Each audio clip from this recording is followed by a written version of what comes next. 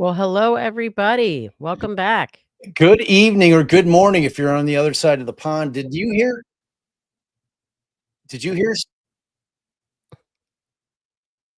What's happening? Technical difficulties already?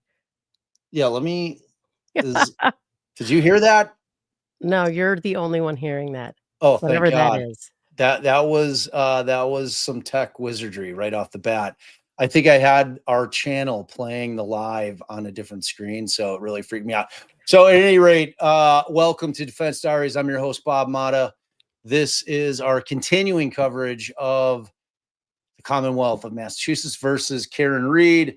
And this will probably be our last live about the case. And I can say with great security in the sense that I firmly believe it, we've saved the best for last. I'm really excited to have tonight's guest. David Yannetti is a phenomenal attorney out of the Boston area. And he was a phenomenal attorney. I got news for you. Long before Karen Reed's case walked into his office. He's been doing it for a long time out there and doing it very, very well. If you guys ever need a lawyer in Boston, if you have the great misfortune of getting picked up on a criminal case, I know who I'd be calling. But before you bring him on, I just want to let people know we will get to super chats at the end. I'll be monitoring them, try to build them into the conversation if we can. You know, there's some questions we cannot ask.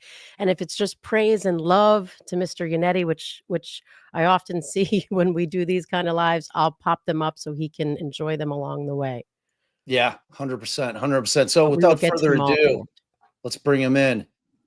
David Yannetti, welcome. Well, I am blushing from that intro. I think it was a lot of puffery, but I approve. All of it's true, man. All of it's true. So I'd be remiss not to start with, I made this terrible mistake and I really regretted it.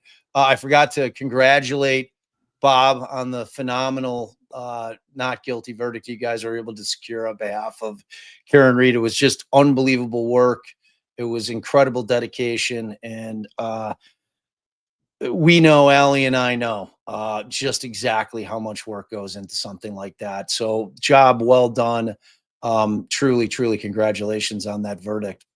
Well, it's so nice of you to say. I'm so proud of the team that worked together on this case, and I include Karen within that. You know, it really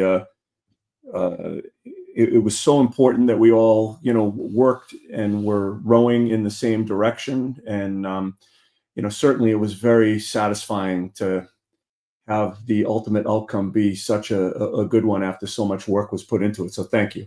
Yeah, no, and you know, I had posted and I had tagged you, and I was so moved because I'm an Italian guy. I'm assuming you're an Italian guy based on your surname. I'm a very emotional person. As much as I would like to try to curb that sometimes in the courtroom, sometimes my emotions get the better of me. And I just was so profoundly moved when I just saw it, and there was no sound to it, and I didn't want to belabor it, but when I saw just when you were listening to the verdicts and just the range of emotions as you're sitting there, as only trial lawyers can really attest to, and defendants, of course, the gamut of emotions that are going through your mind and your body and your soul as they're reading these verdicts, and just your facial expressions, and then ultimately relief and you know, the tears, man. It was such a genuine moment, and it really went to kind of the core of who you are as a person, and more importantly, or equally important, the fact that that's who you are as an attorney with respect to how you treat your clients, and how much this means to you in terms of what we do for a living, and what we're trying to do for our clients. So I couldn't sing your praises enough. You know, I told Bob, and the same thing stands true for you. I developed lawyer crushes on both of you guys. Oh, you guys just really tried the hell out of the case. You All know, of you, yeah, the whole team. the whole team was phenomenal. They really were. You know, I had an affinity for you and Bob just because I loved your style. You know, and Mandy made our thumbnail, which is that thing, that picture you see. And I don't know if you caught it. So you know, that background is from you know, the Harper Lee book, which was then obviously turned into a movie, To Kill a Mockingbird. It's one of my favorite books. It's amazing. And Yeah. Mandy had That's told you in me that when courtroom. yeah, so we have you in that courtroom because I Oh, that's too always fun. got this vibe of you were like a gentleman lawyer, like that was just how you carried yourself. I've always enjoyed the way that you argued motions, and I enjoy your tenor and the way that you know, your tone and your pacing. I just like the way that you argue. I find it enjoyable to watch as a lawyer. And so she's like, I've been dying to, like, I couldn't figure out who he reminded me of. She's like, oh, it's Gregory Peck as Oh Atticus man, Finch. well So that's high I praise was like, indeed. I think maybe we should end the interview now because it can only go downhill from here. so all right. Yeah, but Bob, you know, it's funny you mentioned. Yeah, I mean, Italian, emotional. I have to say that is. I haven't done it often, but that is not the first time that I've teared up at a verdict. You know, and you know, part of it is it's so cathartic that you know you never think it's going to end, and you know, to have it end that way, like my first instinct was elation, and then like it all just came pouring over me what we had gone through, you know. And I just, like I said on it, I forget, maybe I was talking with Melanie Little or somebody, but I was like, that was the only time my clients had to comfort me after the verdict, you know. Yeah. It's you guys know exactly what it's like. It's Man. that waiting for that verdict.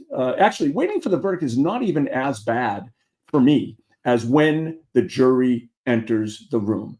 And it's counterintuitive because there's not a damn thing you can do to change what the verdict is. It's already there. Yep. And yet I'm like, there's some superstition that comes into it. You know, like at the start of my career, I used to look at the jury when they came in and try and glean from whether they look at me. Do they like me? Is this going to be a good verdict?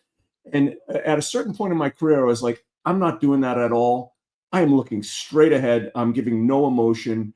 You know, it's funny too that, you know, I've watched that clip a couple of times since then, and you can see I'm used to being alone on a case, right? Yeah. You don't usually have this team. Yeah. You know, Karen's next to me on my right, Alan's next to her on her right, and you know, the second verdict was a little confusing. You know, was it not guilty of everything? Was it not guilty of just the top offense? I mean, it came down to, you know, that verdict slip was still at the end of the day kind of, you know, confusing for them. Yes, it was. And so you can see, like, I can sense that Karen's starting to celebrate with regard to count number 2, and you can see me try and whack her Like it's not over yet, you know, but she's already turning toward Alan and hugging him, and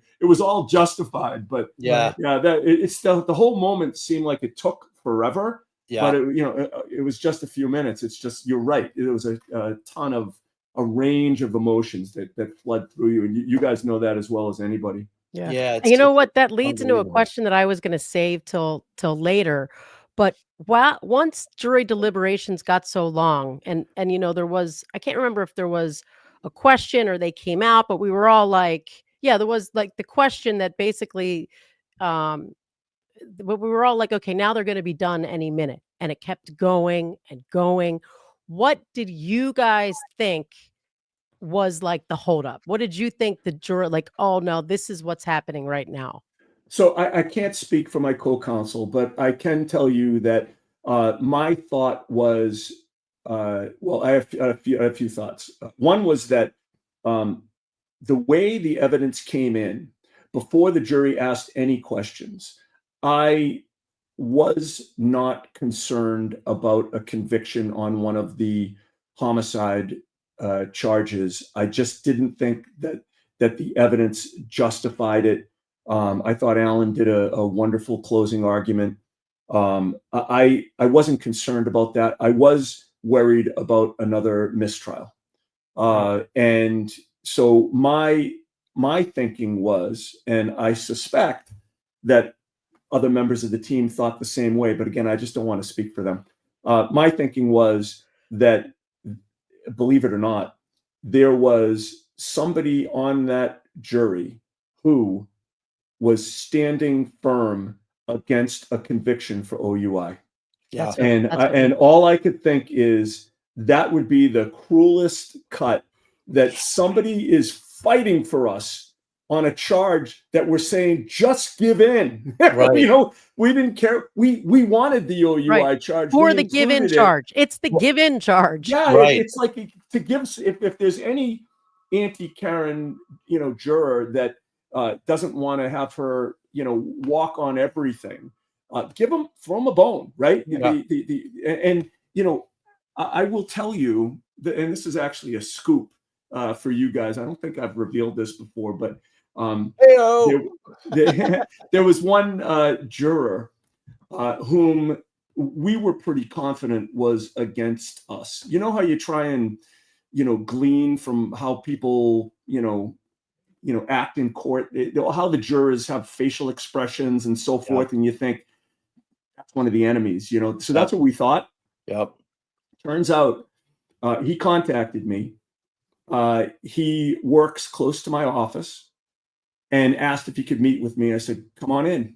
And he revealed this anti-Karen juror that he was one of the holdouts for not guilty on the OUI. It was the opposite of what we thought. Wow. And you know, I can't tell him anything. I can't really answer his questions, but I can receive information from him. Right. You know, so just it's interesting. You know, you try to glean what's going on, and the bottom line is you really have no idea. You can't. And we gleaned the same thing. We actually had, so the Glare, he's also a content creator, and we were all doing like this mashup during Verdict Watch, and we kept saying, God, somebody's out there just fighting. They do not want to say guilty on anything, not even the OUI. And he said he would be in there, despite everything he already like knew.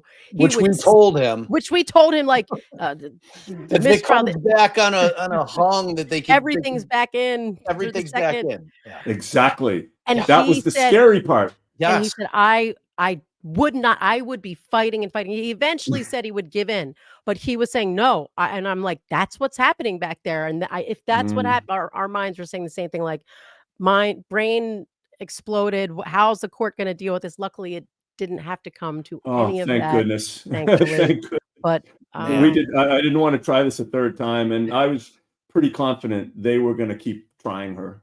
Yeah, I can't see why they wouldn't. Yeah, you know what I mean. When they're that dug in, it's just in my experience, they just don't relent. Like there is no, all right, well, you know, it's not, it's kind of like that Trial 4 documentary, which is, you know, the Sean Ellis case, which Yep. your neck of the woods, and they kept coming, man. And it was just bizarre, you know, but and like, so I want to try to back up a little bit because I really like to start with, I want to talk about young David Yannetti, who was running around in his backyard and playing. What sports were you into when you were a kid? Young David Yannetti, as I look at it, is David Yannetti 4 years ago, before the Karen Reed case, when I actually had so much more hair on my head. I don't want to blame it on the case, but I've I've lost most of the hair on my head, and I think there might be a connection. But no, when I was little, I was a massive baseball fan. Loved baseball. I went to my first Red Sox game when I was 5 or 6 years old with my grandfather, who had season tickets, and you know, I would go with him several times a summer. You know, keep score, and I knew all the players. You know, with my best friend growing up, we'd imitate all the batting stances of every Red Sox player, had it all down. Never missed an inning. So yeah, baseball was the end all and be all for me.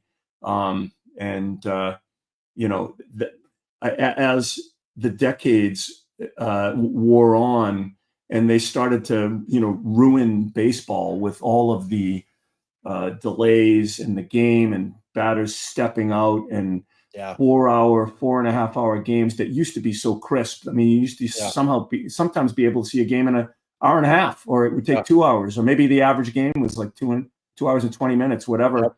You know, it became more difficult to watch baseball. And then, you know, now it's coming back. I think Theo Epstein, you know, the changes that he instituted, I think it's been terrific. I agree. And it was, you know, we had a pitcher with the White Sox named Mark Burley, who I loved because he was that guy who just got on the mound and he got the ball and he pitched. And like his games were all under 2 hours and 30 minutes, all of them, because he just, there was none of the theatrics. He just got the ball and pitched. And so like my love of baseball was always the concept that there was no clock. It was one of the few team sports, if the only team sport, that didn't have a clock. And I loved that aspect of that game. But you're right. When it got to being 3.5 hours for a game, it was like, it was almost unwatchable. So initially with the pitch clock, I was a little concerned because they were bringing the element of time into the game. Right. In terms of what it did, I mean, they were right. It brought the games back to just like a tenable period of time. Yeah, sports ball. So, all right. In your family, did you come from any lawyers in your family? Did you have any lawyers?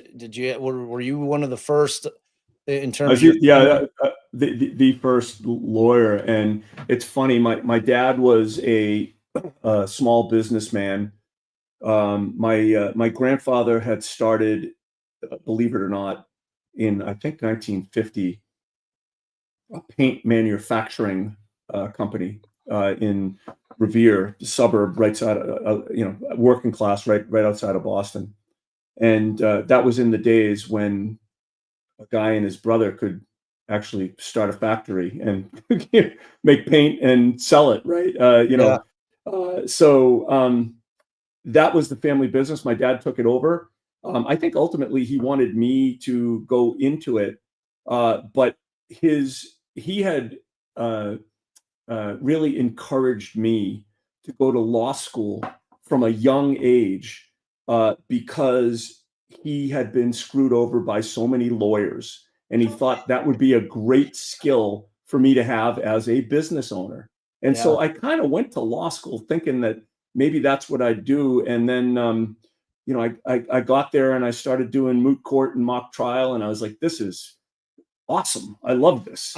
And I went in a different direction, and my sister wound up taking over the business, which has since been sold. But I was the first lawyer in the family, and you know, I think my dad in another life would have loved to have been a lawyer. You know, he used to. He passed away a couple of years ago, but he and my mom would, when I was a prosecutor in the 1990s as a, as a younger man, they'd come to a lot of my closing arguments, and, sit in the courtroom, and,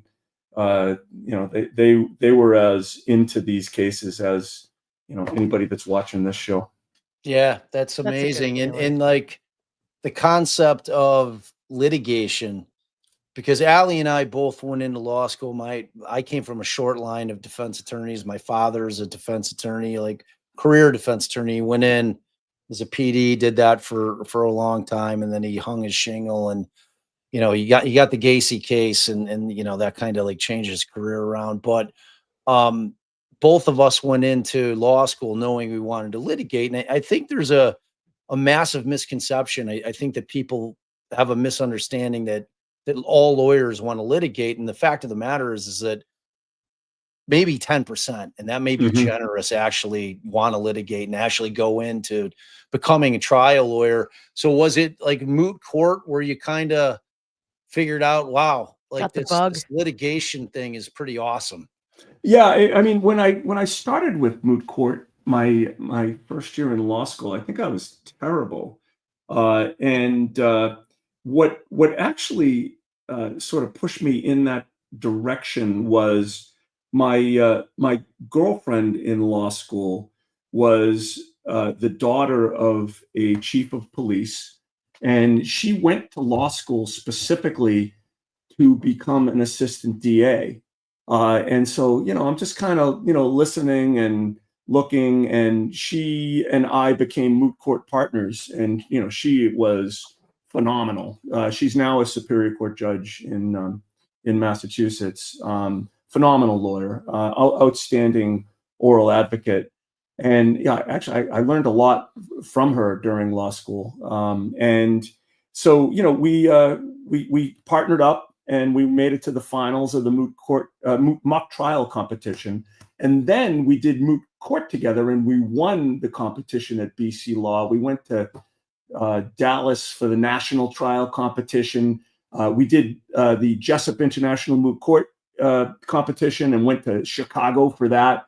And it was a blast. We loved it. And then I did an internship at the DA's office, as did she. And then being in court and somebody's handing me a file and I really get to do this, it just was thrilling. I was like, I'm lucky, because I didn't go to law school knowing that I would even like being a lawyer. And I kind of found something that I really enjoy, that I had some aptitude for, and yeah. So did she influence your desire to become a prosecutor, or?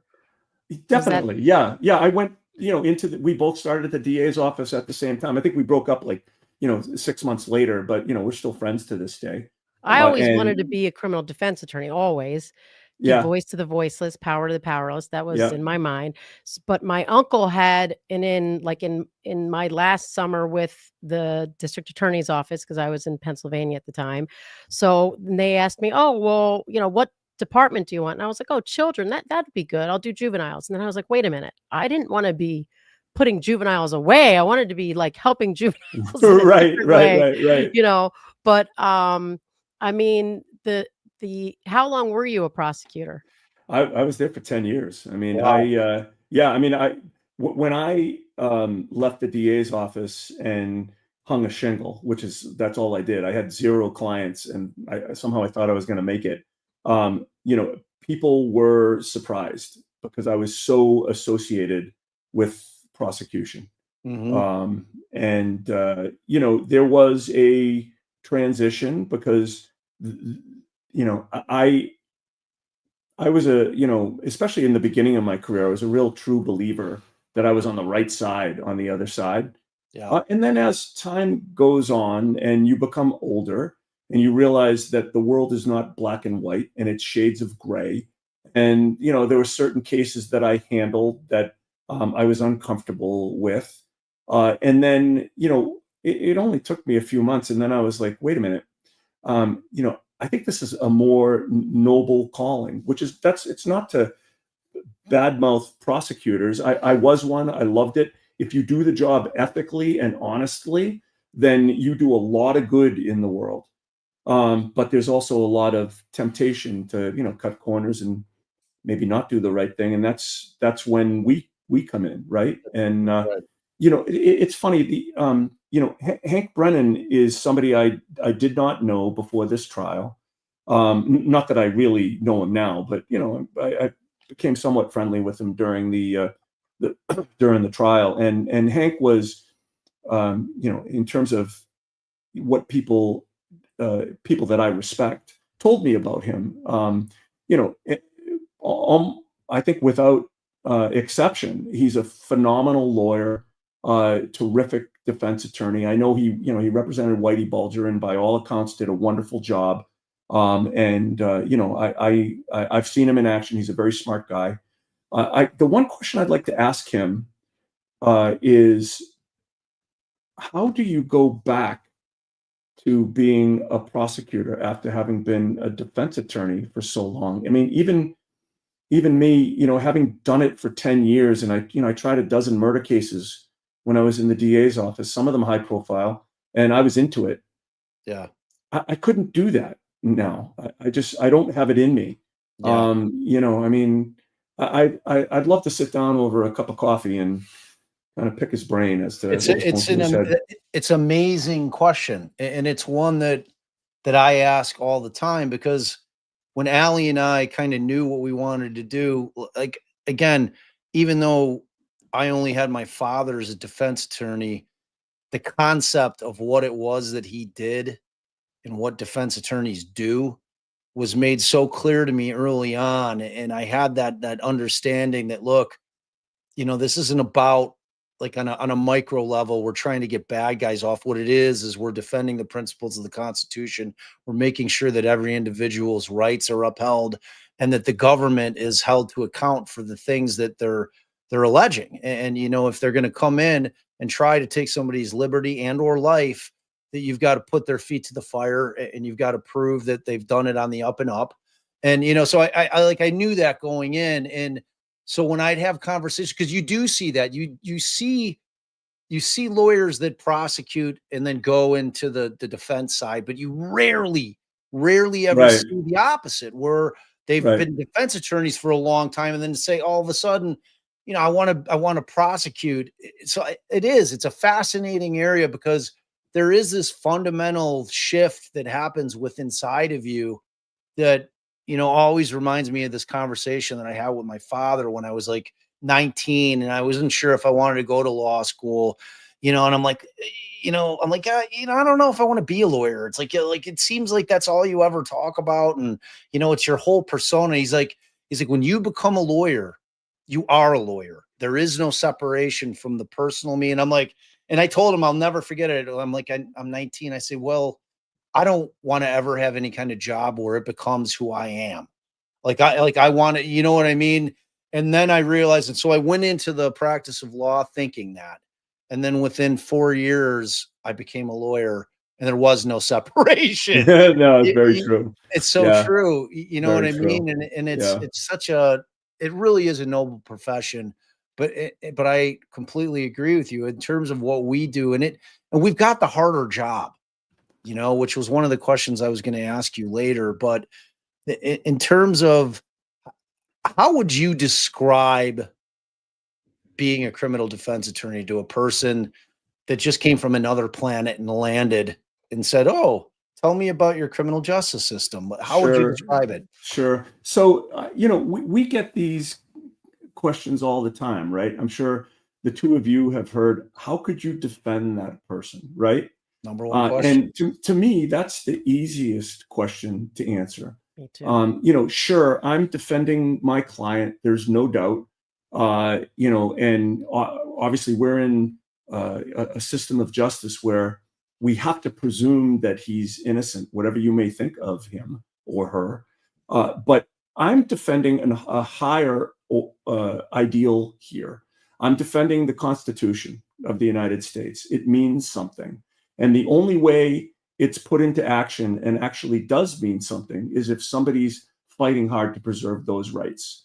So, I'm sure you guys have had clients in the past that you either didn't get along with that great, or you didn't like, or you suspected that they did exactly what they were accused of doing, right? We've all been in that position. And then, so even in that circumstance, how do you take a case to trial and fight like hell to point out the reasonable doubt that exists so that he or she might walk, And again, to me, it's the higher ideal that won in those cases. And, I can tell you, after I had been in private practice for maybe 10 years, I happened to get a case that shall remain nameless, obviously, but it was a client who threatened my life and threatened my family's life during the course of my representation, and told me that if we didn't win the case, he was coming after me. So Wow. obviously I hated that guy, right? And you would have been in your rights to withdraw right then and there. I could have, but I'm like, at the end of the day, you get all these empty threats all over the place, and God bless if you're going to do that to me, and whatever. I can't live my life that way. So anyway, I took the case to trial, and it was a double stabbing case, and the evidence was strong against him, but whatever. I mean, there was an avenue for a defense, and sometimes you get lucky, things come in the perfect way, and that was that case, and we wound up winning it. And the trial ended, and he looked at me and he was like, "You saved my life," and he wanted to hug me, and obviously I just looked at him. I said, I did my job, good luck, see you later. And that was it. But it's an example of, I don't care who's sitting next to me. I do care, particularly if I like the person, or I think they're being screwed or whatever. I do care about the person for sure. But even if I hate the person, that's not going to prevent us from doing our job, right? I mean, we still have that clinical job to do. And when you're on trial, I don't know about you guys, but a lot of times I forget who's sitting next to me, because it's not about them. It's about what I need to do, right? Right. 100%. Sure. So with the prosecution shift to defense, was that a change in mindset for you? Was it about, what, I want to increase my salary at this point, or a combination? What drove it? Yeah. So what caused me to switch were two things, three really. One is I have no interest in politics. I did not want to run for office. So the only place I could go in the DA's office would have been to be the elected district attorney. I had no interest in that. I still don't. Secondly, yes, I wanted to make more money. By the time I left the DA's office, I was 36 years old, and I was engaged, and I was thinking, I would, get married and have kids, and I was making $65,000 at the time, which, would not have, allowed me to save for college and all that other stuff. So I was forward thinking that way. But, the main reason why I left is, I remember when I first started taking murder cases, what a thrill it was that they would entrust me with this such, serious investigation. And, you treat the victim's family like you would treat your client as a defense attorney. In a way, you have an allegiance to them, and you want to bring justice, whatever you think it is. And so, back in those days, it was pre-cell phone, right? So I started taking murder cases probably in 92 or 93. I left the DA's office in 99. And back then, the DAs who were on the murder team would carry pagers. And so, I would get that beep at 2 in the morning, 3 in the morning, to go to a subway station to look at a dead body of a homeless man who had been stabbed, and then try to figure out how it happened, who did it, etc. And, when you're investigating a homicide, the first 24 hours are the most important. If you don't solve it within 24 hours, you're chances of solving it go down dramatically. And so it's all hands on deck. I'm working with, I was in Middlesex County, different county than Norfolk County, and I was working with, state troopers who were phenomenal. I learned so much from them. They were so smart and trained and professional, quite different from what I think I encountered in Norfolk County with this case. But this is a long-winded way of saying, when it came time, when the time came, I should say, where that page would come in for me, and my first thought was, I got to go out, in this 30-degree weather at night, and shower. And when I was looking at it more as an obligation than this massive opportunity as a young man to like cross crime scene tape and be one of the important people, at a crime scene. When I wasn't getting the same charge out of it, that's when I knew it's time to go, and I needed something new. All right. And I know I'm hogging the questions here, babe, but I just want to follow that one up real quick. Obviously a lot of people who follow true crime, watch our show and other shows, they've all heard the line, you can indict a ham sandwich, but you are a prosecutor. Bob and I have never been before a grand jury. Can you walk our, all the viewers through what actually happens at a grand jury proceeding? Sure. Grand jurors, as you guys know, are just ordinary people. There's nothing grand about them. They were called for jury duty, and rather than sit on one case, they're asked if they can sit for 3 months at a time. I'm going back to my county. It might be different in different counties, but they know what the commitment is. Generally, they're sitting maybe 9 to 1 or 9 to 2 every day. And rather than hear one case, they hear 8 or 10 cases a day. They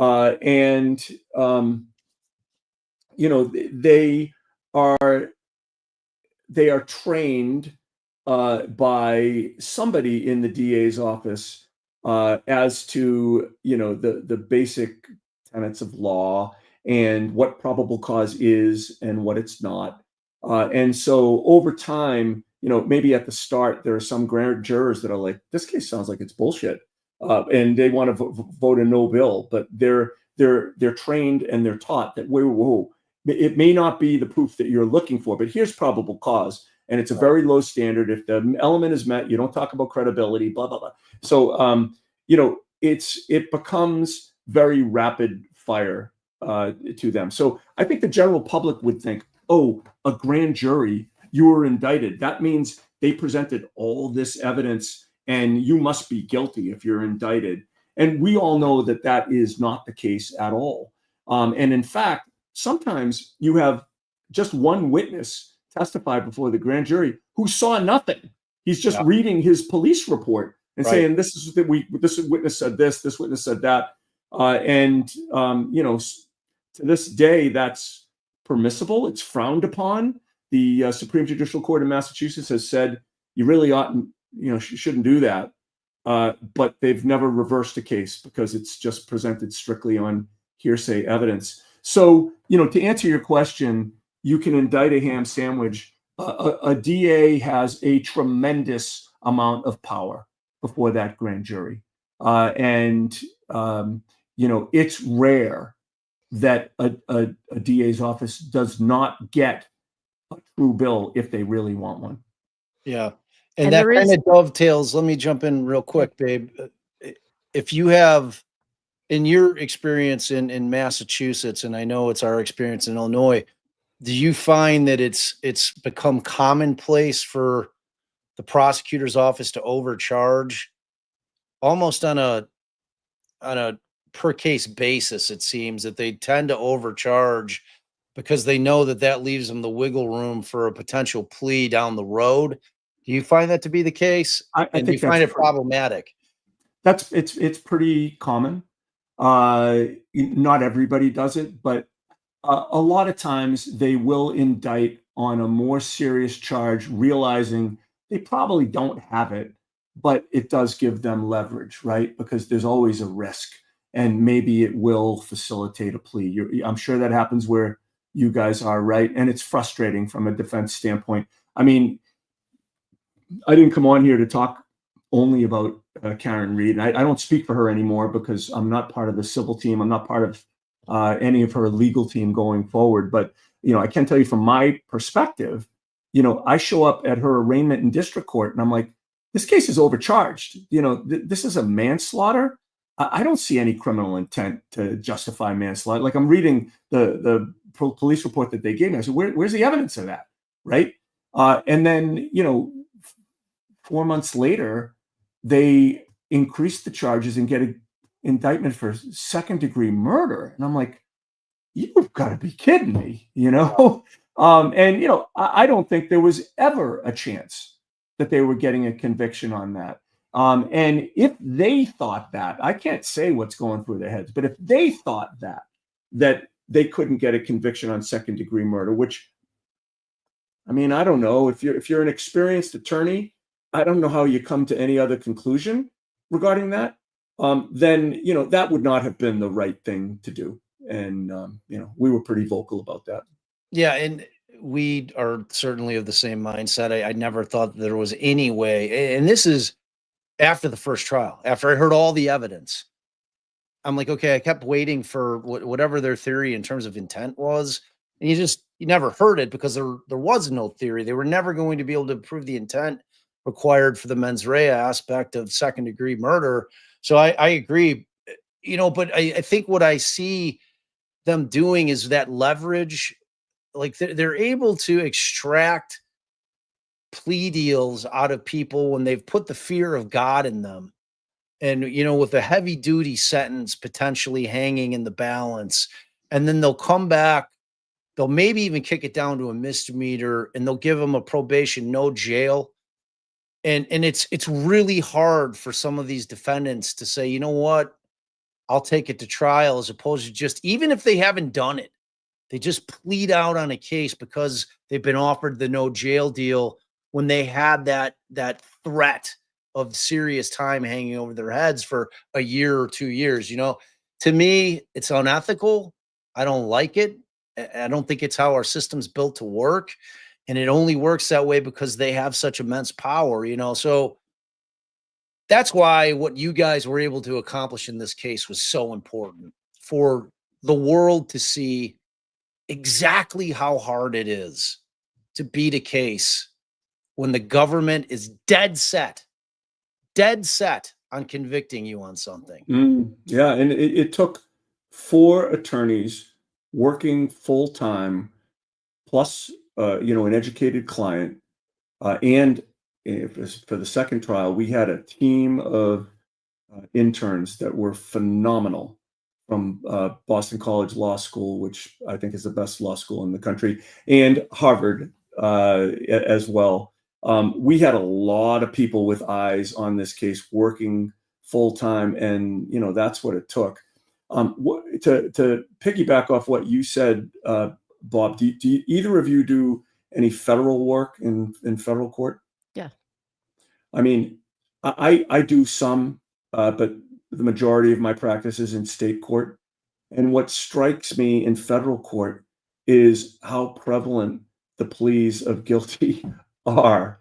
Everybody pleads guilty. They make it so hard.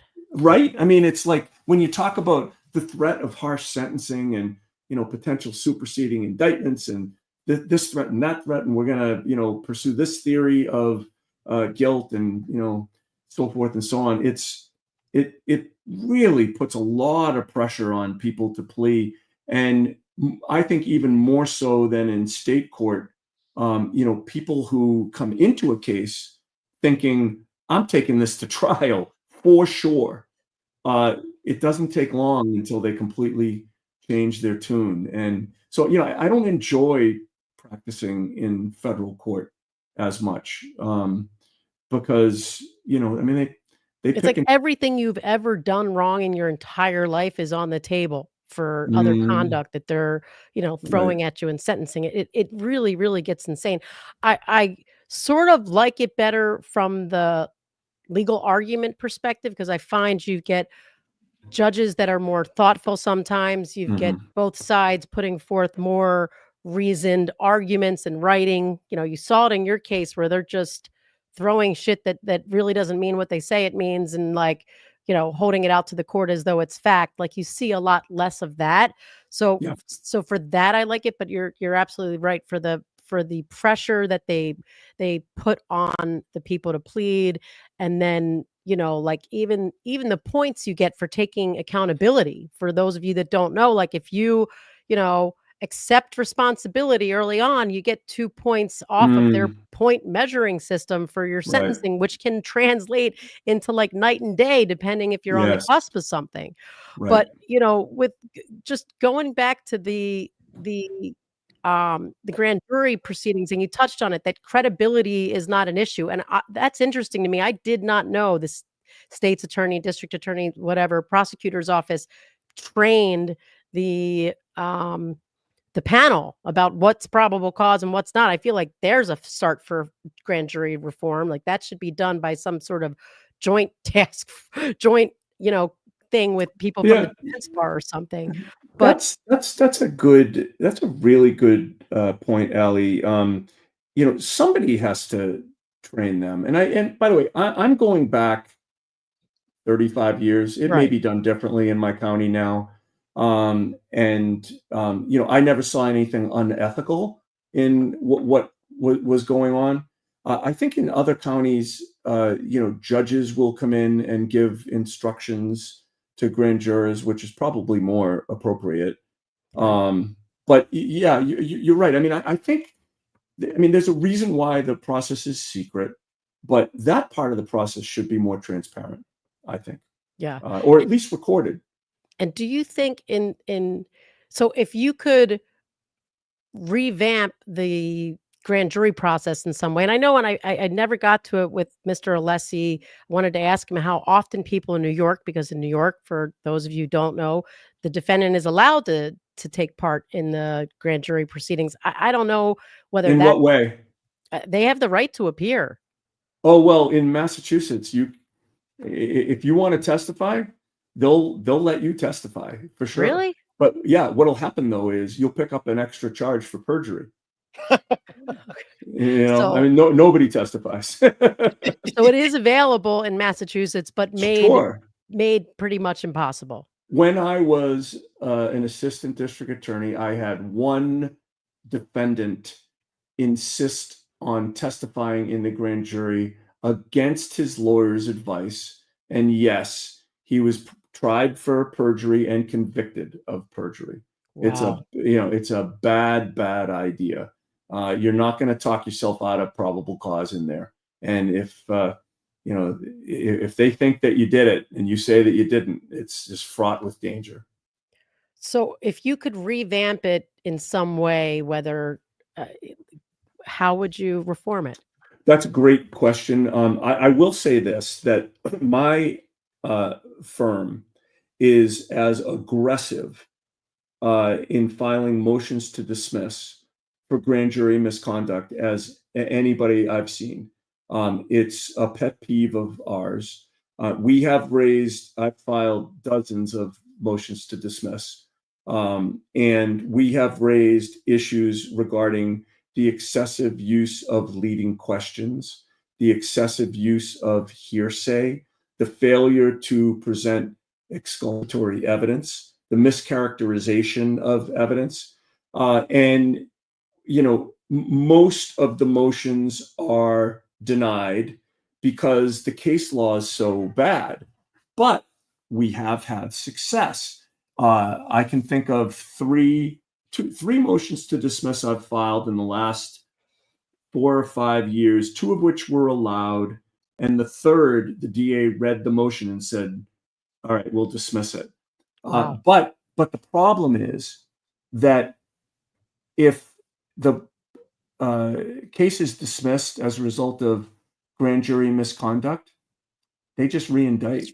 Right. So, you've bought your client maybe some freedom because he's now no longer on an electronic bracelet and he's free for a period of time, because it's more difficult for them to put him back on because he showed up and et cetera. And the alleged crime happened so long ago.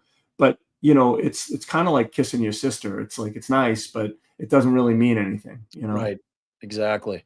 So, kind of a general question in terms of criminal defense, do you promote like primarily do you think of it as in terms of protecting the rights of the individual or challenging the power of the state or both? Both, right? I mean, it's all in the same mix. What do you guys think? I mean, I think definitely both, you know, but what the Karen Reed case highlighted for me is the position that it's our job to be the checks and balances. That the defense attorney is the checks and balances for the system, and nothing highlighted that more than the Karen Reed case.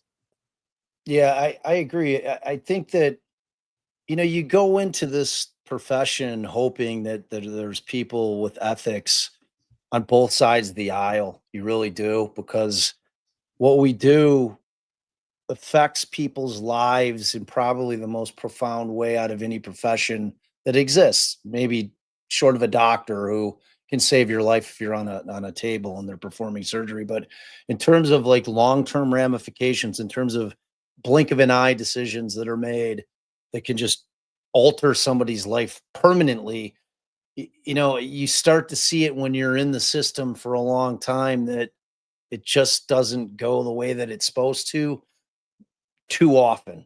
I'm certainly not going to say all the time, but too often.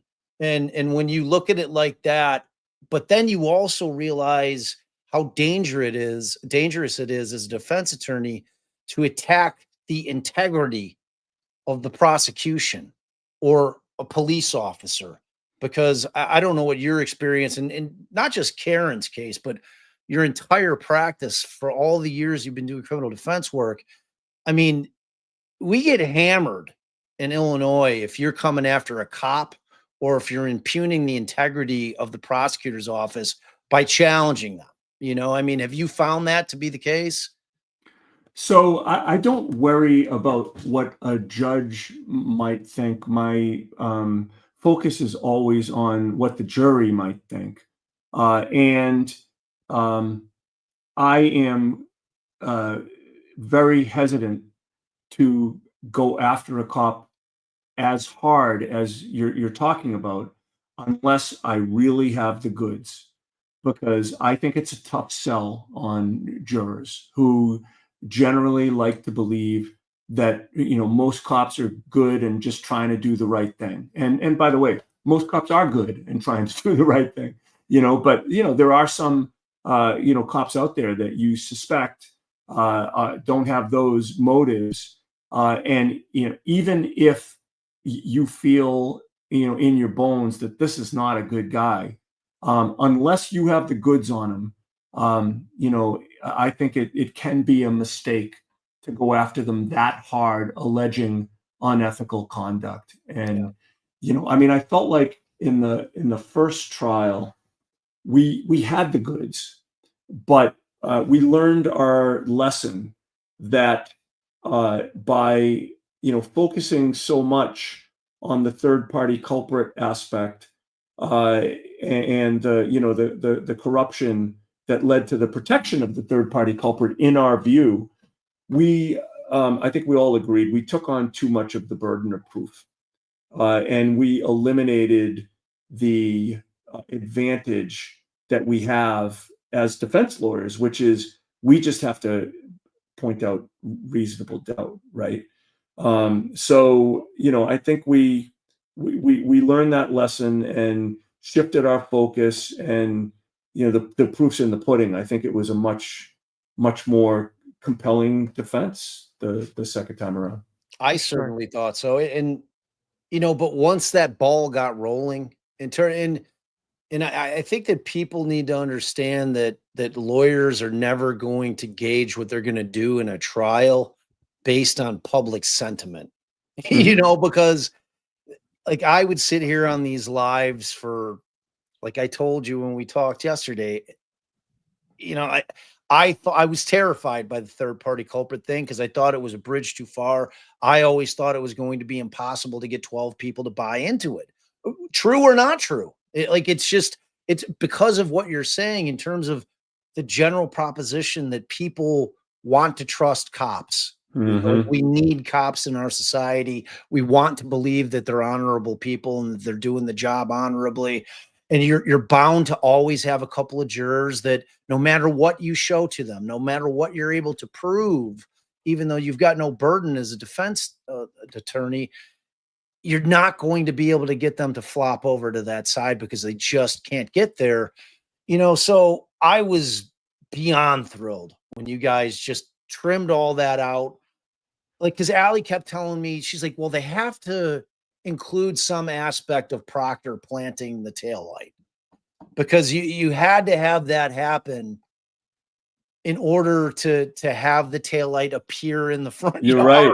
You're 100%. That was why it was so important to get those text messages into evidence. And it was a real focal point of the trial when we realized it was clear they were not calling Proctor.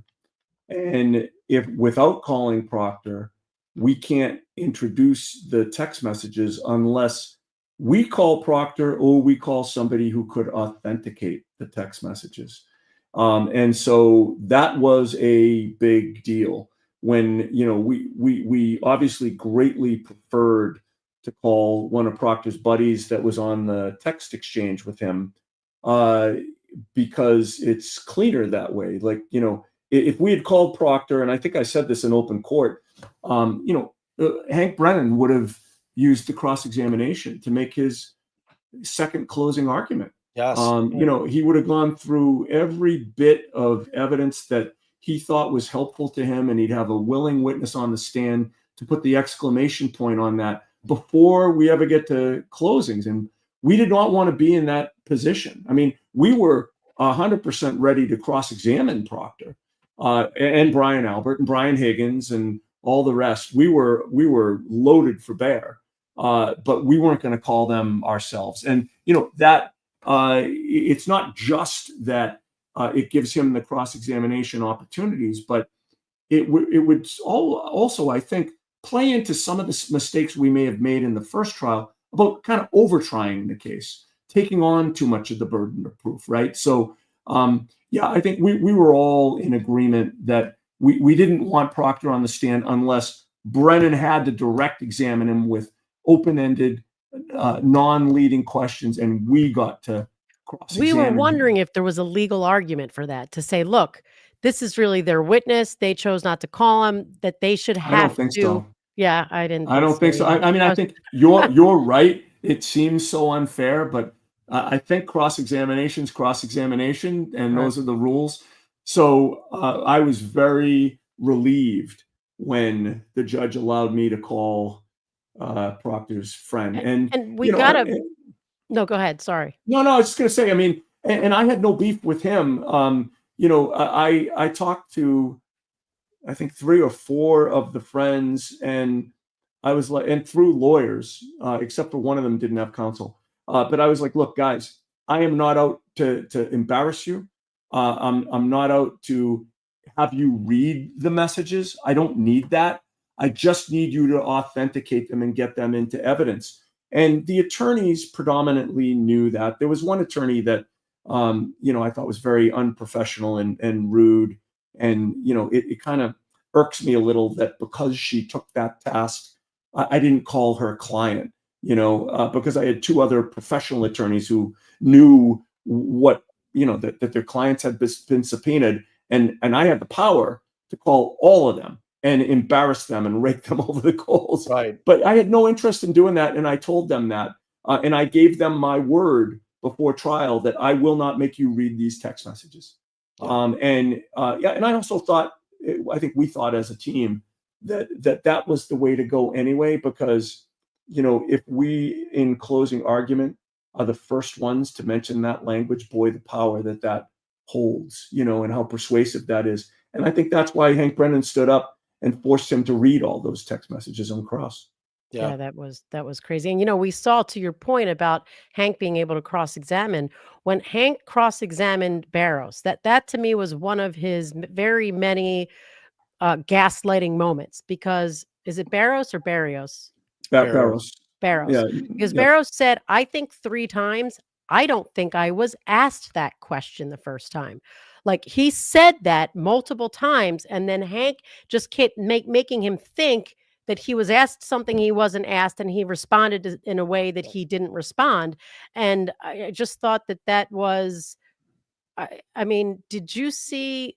I thought I saw a lot of Hank doing that during the trial. Did you see that? And do you think that the jury, he lost credibility with the jury from stuff like that? So I think, I mean, Hank was very aggressive. And we talked earlier about, moving from prosecution to defense. And this is a situation where he was a very aggressive and effective defense attorney and moved over to prosecution. Right. And I think it's tougher to take off that defense attorney hat in terms of your style of attack and so forth. I don't want to speak, for him. I don't know what was going through his head, but I do know that he recognized that Barros was a difficult witness for him. This is a cop who seemingly has no motive to lie, and in fact, if anything, would have a motive to protect that blue wall, and he didn't. So I understand his instinct to go after him. But I think you have essentially answered your own question, which is, if you're going after somebody in an unfair manner, and the jury sees that, how can that not impact your credibility, right? Right. You I mean, hope. he did that with Karen's statements. So what I saw happening is with the experts that he wanted to give them all this leeway to talk, to try and like show, hey, the defense is like stopping the experts from answering and trying to keep them to only on cross-examination answering specific questions. So when what's her name, the dog bite expert, Dr. Russell, Dr. Russell. Marie Russell, yeah. I get this brain fog, it's this age. She's the best. She is the best. She is the best. When Dr. Russell said, when she said, "Well, I can explain," and he took a second, and then he was like, "Go ahead, explain," and explained how the trauma response can have people, saying things X, Y, and Z, and then he says, "But what about a year later?" She wasn't saying those things a year later in the interviews. She was explaining what she said the day of, a year later in those interviews. Right. Like, what a sleazeball. And it's that he had no problems manipulating the evidence like so clearly that I was, hoping the jury saw, and now from the verdict believe that they did saw. But it seemed to me that his motivation for letting the experts talk was to be like, see, we're letting them say whatever they want. Go ahead, speak. Yeah, that's And interesting. Yeah, I hadn't really considered that.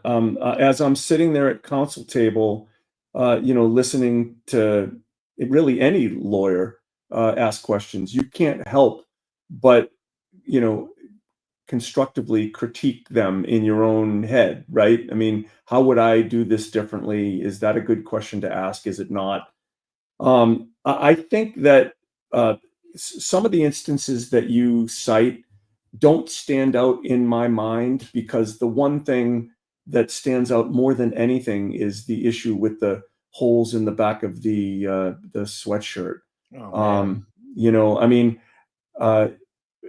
to be exposed like that for seemingly trying to put something over on the jury, I think that, certainly the witness's credibility is paramount in a case, but we know as lawyers that our credibility is so important. And I think his credibility took a hit there.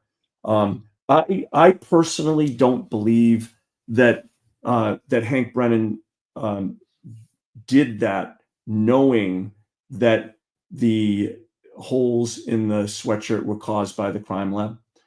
I don't think that he did that. I will tell you, there were a couple of times during trial. I think I was really the only one that got along with Hank during the trial of our team. There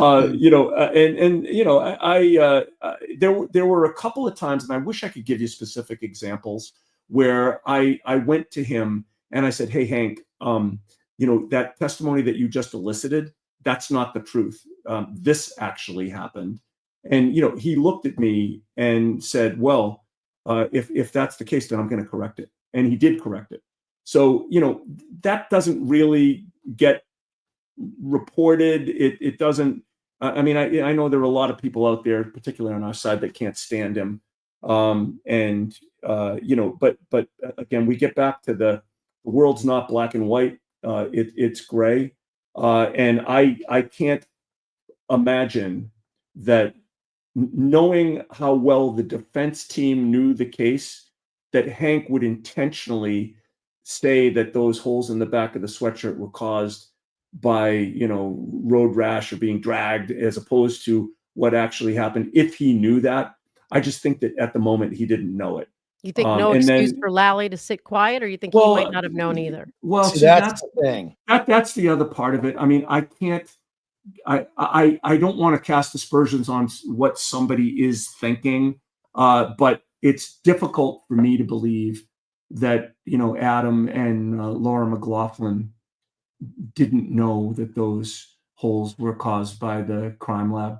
That's a tougher pill for me to swallow, because they went through the first trial and there was testimony. Right. We know that they know. Yeah, Right. they elicited the testimony from their own witness. So the question then becomes, is it just a case wherein Lally was not, or McLaughlin were not invited to Hank's preparation time? Like, I don't see it as a very collaborative event, like where, we saw some pictures of you guys and all holed up in the spot and with the war room, like most defense attorneys do that. I'm getting the sense, because Hank was a hired gun brought in to try this case. They have, Lally sitting second chair, if you want to call it that, kind of like right beside him, and he's given a couple of witnesses. I could see a world in which, leading up to trial, that Hank couldn't possibly have gone through the evidence and known the case forward and backwards. I mean, he said it both ways. He said it, "I know this case. I've dug in. I know all the facts. I know all the evidence." But then he would say, the same thing the other way, that I really, I couldn't possibly, and we I just wasn't here know. first trial. Right. We know that he couldn't know all the facts. There just wasn't enough time for him to really. So but it begs the question, is there an obligation from the two people that we know when that's going on in the middle of a trial, which is, for all intents and purposes, that concept that it could have been caused by road rash was explosive for them.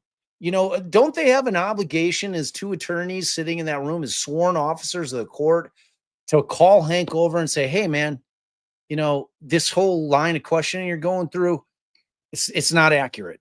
Like, so we I mean, to me, I was blown away by it, man, that it happened. And I was even more blown away by how Judge Cannoni ended up deciding how to handle it. Even though Bob had argued magnificently in terms of what I thought was a valid motion to dismiss at that point. Like, I really did. I thought it went that far. What could be more egregious, Bob?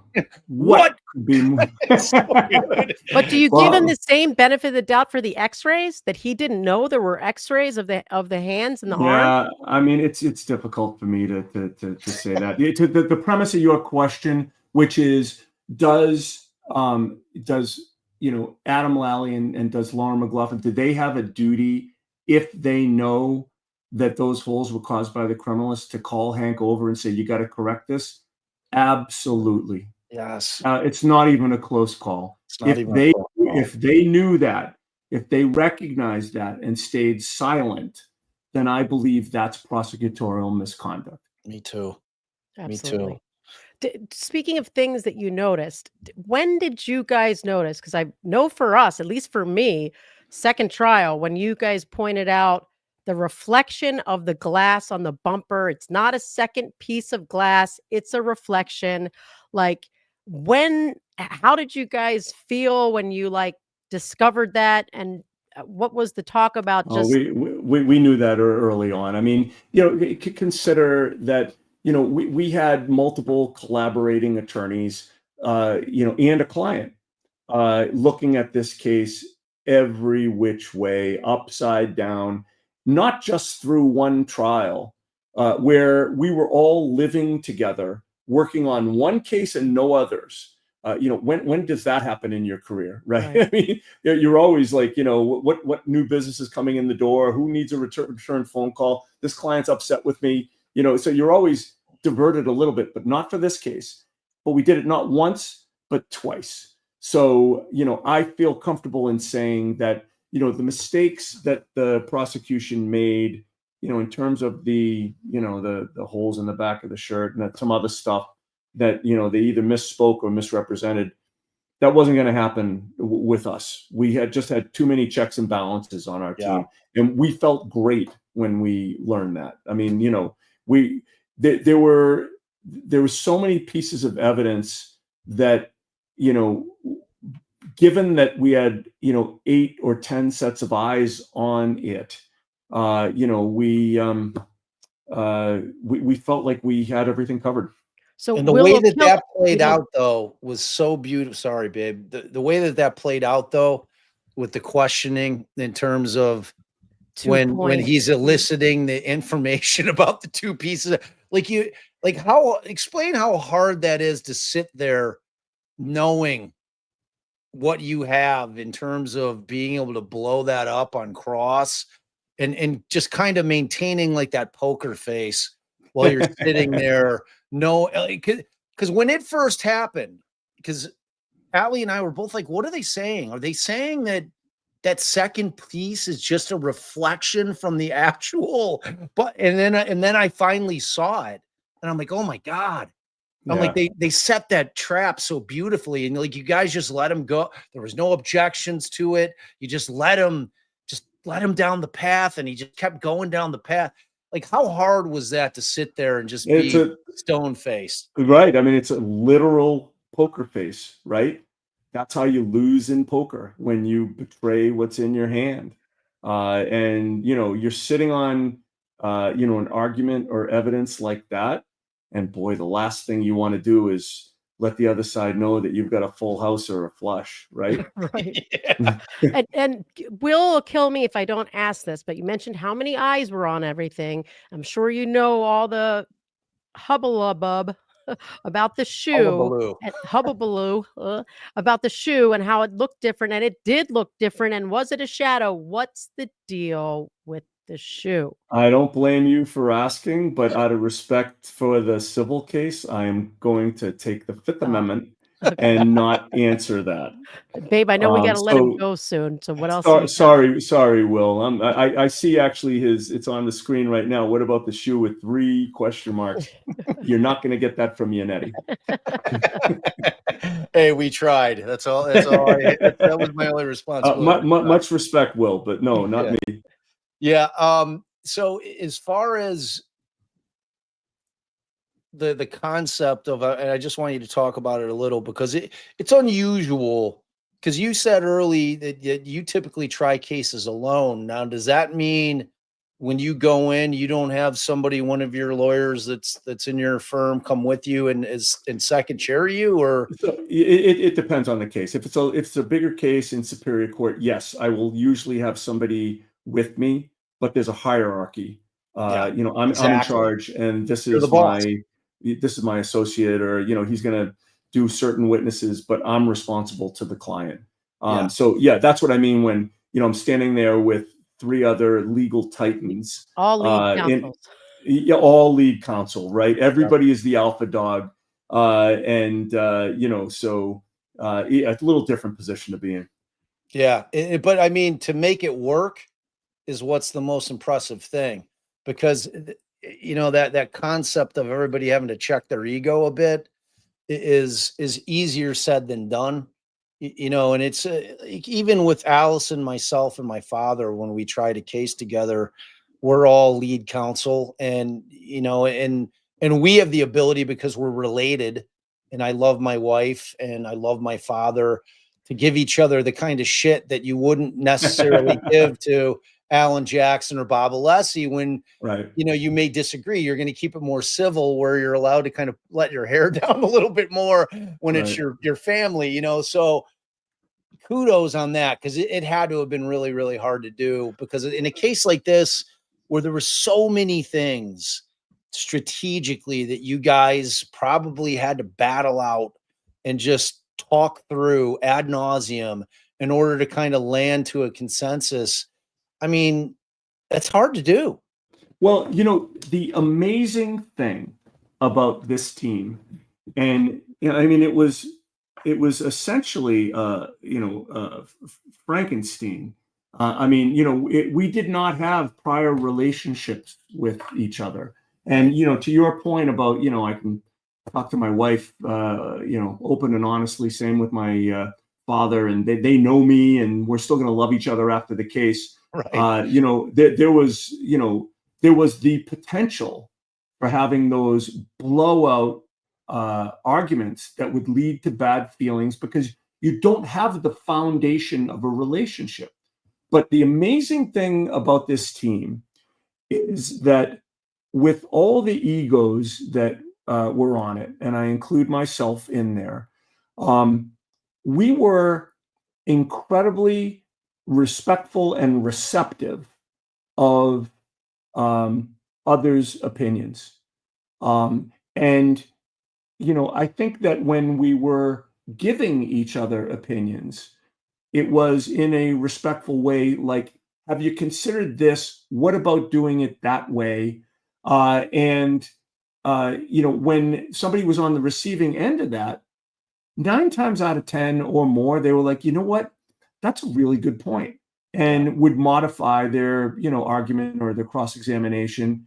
And so I think we were lucky that way. We certainly had egos on the team, but we truly were all rowing in the same direction. And particularly by the second trial, we just wanted to do what needed to be done to get that result. That's all we cared about. Right.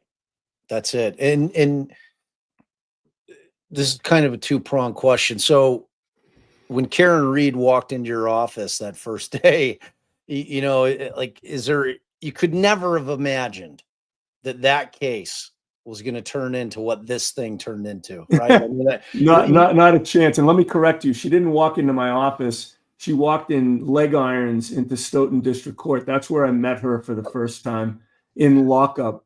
Wow. She was, this was still during the time of COVID. She's in a COVID mask. She's all alone. I don't know if her jeans were ripped. I mean, she wasn't ready for prime time at that point. She'd be the first person to tell you. I mean, I had talked to her that weekend before she was arrested, and my view was, and I expressed this in court, that she was likely going to be facing a charge of motor vehicle homicide, which is, it's often prosecuted in district court. It doesn't even get indicted in Massachusetts. So my first inkling that this was going to be something different was when I saw the manslaughter charge. And then, that afternoon after arraignment, I go back to my home office where I'm sitting right now, and, call back somebody who had called the office to say, hey, you got to look at the people inside that house, the homeowner and his nephew, and so, you started to get an inkling that something else was going on, but you also didn't know if that would ever come to fruition. It was a tip, but what the hell do I do with it? I don't have anybody to talk to that's, willing to be an eyeball witness or heard something or some confession. And then, while I was alone on the case until Alan and Liza came in, later that year, 6 or 8 months, I was, meeting with Karen and her dad, and we wanted media attention, which is, unusual for a criminal defense attorney. But our feeling was, especially based on that tip, that we want to enlist the press to help us with this investigation. I mean, that's the one big difference between this case and most cases I handle, which is we were never afraid of the truth. Right. I think if the evidence took us in a direction that said that Karen did it, I think this case would have been handled much differently, but it didn't. Right. Yeah. And the second part of that question is, and I preface it by reminding you how much I enjoyed, and it really started kind of my real fondness for you and your stylistically, in terms of how you argue, was your argument prior to the first trial with respect to the motion to dismiss that you argued, which was fabulous. It was a beautiful argument. And so, you and Alan tried the first case with Liza, and she had handled a few. You guys kind of split duties, and then we get to the second trial, and Bob Alessi, who was a godsend in terms of just knowing that he's going to be able to handle these certain technical witnesses in a way that you and Alan probably, frankly, and like me, I would have loved to have a Bob Alessi on so many different cases, because he's just got that knowledge base that is different than mine, in terms of being able to attack the science with a real, true understanding of it, as opposed to me kind of relying on my experts to teach me, exactly. You know what I'm saying? So yeah, no, very much so. But you had a diminished role, but He missed you. He missed that I did. I really did. I missed you. I kept saying, I appreciate that. Thank you, David. But like, just to let the people know that the reality of the situation is that when you guys carved up witnesses, you don't know, when you get the witness list from Hank Brennan, who the hell he's going to call and how the hell he's going to try the case. So you have to prepare as if he's going to call all of them. Correct. Yeah. I mean, this goes to your question earlier, which is, I don't know if you said this off camera or if you said this on camera. We talked briefly before the show, but did you ask on camera whether we knew that he was going to try the same or a very different case than Adam Lally? I can't remember. That was off. That was off camera. All right. Yeah. So what I had said off camera, just to bring everybody up to speed, is we didn't know that. No, we expected that he was going to call, everybody and his brother. And I had a ton of witnesses, and most of them, or a lot of them, were not called. I mean, right. Listen, having Bob Alessi on the team take that heavy load with regard to the expert witnesses was such a luxury for us, because we were able to spend time in preparing cross-examinations and arguments in a way that you don't ordinarily get. I spent at least 100 hours preparing just for the cross-examination of Brian Albert. And it would have been the best cross-examination of my life, because, you prepare your crosses, but, I don't know that you have time really to, think about every conceivable answer and directions you're going in, and how to structure it in such a way that it's most effective. I mean, I was walk them into your traps. Yeah. I mean, I just had it, and so, and then the question is, well, why didn't you call him as a witness? Well, again, you can't put yourself in that position where I get, actually, maybe I could have got him qualified as an adverse witness. I probably could have let him, but I didn't know that Judge Cannoni was going to allow that. But I did know that she was going to allow Hank Brennan to cross-examine him. So for the same reasons, we didn't call Proctor, we don't call Brian Albert. Yeah. So yeah, I mean, look, those are the breaks. And, were there many witnesses? How many witnesses did they list that they didn't call? And I thought closer to trial, there was supposed to be some paring down to make it actually the witnesses they were going to call. Yeah, I mean, we would. Hank was cooperative with us in terms of listing out witnesses that would be upcoming. Yeah. But I found that it was over inclusive, and there were witnesses included there that we spent a lot of time preparing for, that all of a sudden they weren't called when they said they were going to be called, and then all of a sudden they dropped off a list of upcoming witnesses. So, you know, I did a lot of work that wound up not coming to fruition. Did you But I feel could like ca- some of that was strategic? No, I don't think so. No, I think that Very I don't think generous man. I don't think You're very I- diplomatic, David. Yes. no, I don't think he knew who was. Maybe he knew a couple of witnesses, but no, I don't think Hank was afraid of me. And you know, I think it was more that you know, this was his strategy in trying the case. So would I have liked to have, you know, been able to do those cross examinations? Yes. But at the end of the day, you know, was I laser focused on getting this result with every fiber of my being, and I didn't care who got credit for it. I still don't. Right. You know, you know, worked with Alan on the closing and gave him every you know, I won't call it piece of advice, but my input. I gave him every input that, you know, how it was landing with me, and maybe whether we should do this or do that. And, you know, again, he listened. So part of that And closing, Dave, and now I need to know if it was something you guys talked out and like actually structured in there. I loved how he would line it up where he's asking a question to the jury or saying something to the jury and then takes that pause, giving them time to answer. For example, most time the answer was Proctor, you know, like whatever the answer was in their head before he even spoke the words. Was yeah, that something that as he's playing it out, you guys are noticing that's perfect because the jury's going to be thinking it before you say it? Like, did that?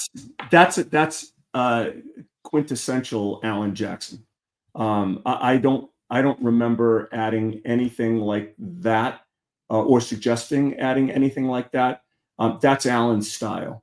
I did, you know, there was one time when I think we were talking about the holes in the back of the sweatshirt, and you know, he nailed it, but I didn't think he highlighted it enough. And you know, we all have different styles, and I'm sure you guys, you know, watching a cross or a closing in this case, were like, yeah, you know, I like these attorneys a lot. They're doing a great job. I would have done this, Right. you know. So you know, I mean, and it's just style, you know. It's like I can't be him. He can't be. He probably wouldn't want to be me, but he can't be me. And you know, I mean, my thinking is in almost every case, there is some type of revelation before the jury that you don't expect. And the jury is experiencing it at the same time that you do. And it's emblematic of the case. Maybe not in every case, but it happens a lot. And my focus as a trial lawyer has always been identifying that, because I feel that when you come up in closing argument and you bring that point home as something we all experienced, and here's what it means, I think it's just so effective. And I can be a little maybe overly dramatic. You have to go with your personality, you know. But my thinking was, with regard to those holes in the sweatshirt, you know, I personally, I would have like just kind of like, you know, and now we get, you know, to the holes in the sweatshirt and just kind of look down, like I'm almost pained that I have to say this, right? And I would have walked up to behind Hank Brennan. I had this all planned. I was gonna, you know, I would have like put my head down and say, you know, how can an attorney try to do that to you or something? You know, like you know, we all have these fantasies of, you know, how we're gonna ham it up. To the prosecutor being like, and that man pointing. Yeah, to exactly. Like we all have our fantasies about that. But you know, how do you critique what is a phenomenal closing by Alan Jackson? You can't. He's a terrific lawyer. You know, I was honored to work with him. Honored to work with everybody on this team, quite frankly. And it was a great experience. I lost a lot of hair, but whatever, it was worth it. Hey, well, you know what? You've got that Jordan head. You've got like you've got that right shaped head for not having a ton of hair. You know what I'm saying? I was always worried there was going to be some pockmark or something or some divot. You know. That looks So great, I don't man. know. It looks great. Look, and Maybe I'm lucky. yeah, look, this is not a question as much as a statement. Alan's closing was phenomenal. It was a closing for the ages. It was. That being said, I still would have loved to have you do the opening. Like, and I'm just going to put it out there. Like, we can't argue with the results. The results Yeah, were that's all that fabulous, matters. but That's all that matters. man, I really wanted you to do the opening. So, No. all right, we're gonna let you off the hook. I have a couple more questions because you've been incredibly generous with your time. Sure. My first question, in terms of, and I know you're a practicing lawyer in Massachusetts, so I've avoided Judge Canoni type questions pretty much because I know there obviously exists a chance that you could walk in that woman's courtroom again. So, but in terms of decisions that she made, and I asked the same question to Bob, what was, in your opinion, probably the most devastating in terms of your strategy going into the trial? And I'm talking motions in limine prior to trial. What did you think was the most devastating motion that she ruled against you guys on in general? Like, I have a specific witness that I thought was devastating in terms of what I thought you guys were going to end up doing in the second trial. But who do you think that was? What was the one that bugged you the most? I especially in light of the verdict, it turned out that nothing was devastating, right? Because Yeah. we won, right? But I was, and by the way, I have to preface this by saying, being a judge it's a tough job. You're sometimes you have time Diplomatic Dave. to make decisions, and you have time to think about it and ruminate on it and maybe run it by colleagues. But a lot of times you're calling balls and strikes in the moment. I've never done that job, but I imagine it's very difficult. And I will also say that when you're trying a case, you well, I won't say you. I can develop this kind of trial psychosis where I'm paranoid that the judge is against me. And, there have been times in my career when that's gotten me into trouble, where I've been a little disrespectful at sidebar in acting in a way that afterward I'm like, I wish I didn't say that, or, Yep. say it in that way. In the moment, there may have been many rulings where I was like, I can't believe she did that, or I can't believe she did that. But then with the passage of time, you can understand, okay, it wasn't black and white. There was a gray area. She's within her rights. Relax, right? But the one thing that I did disagree with was the fact that, Dr. Russell had to be brought back for so many voir dires, when in my view, she was so well qualified.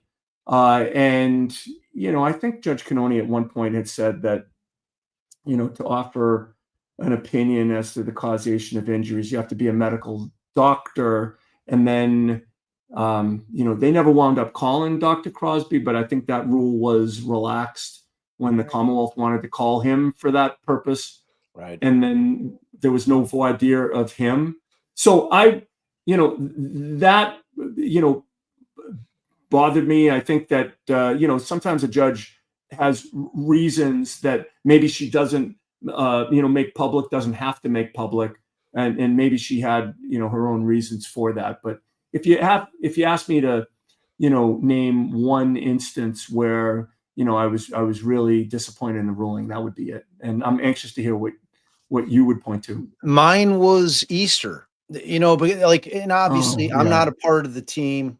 I don't know what your strategy is going in. I know you're going to have to hammer away at Bowden, and I don't know at that point. I was hoping that you weren't going to, but slipping into the third party, because that was how she built it in for you guys to be able to get it in terms of third party culprit stuff, is you had to do it through Bowden. And when she made that ruling that she was going to exclude him in terms of his ability to be able to come in and say, okay, well, I understand what their cops are telling you, and that they're telling you that is the proper protocol, and that is the proper way to conduct an investigation.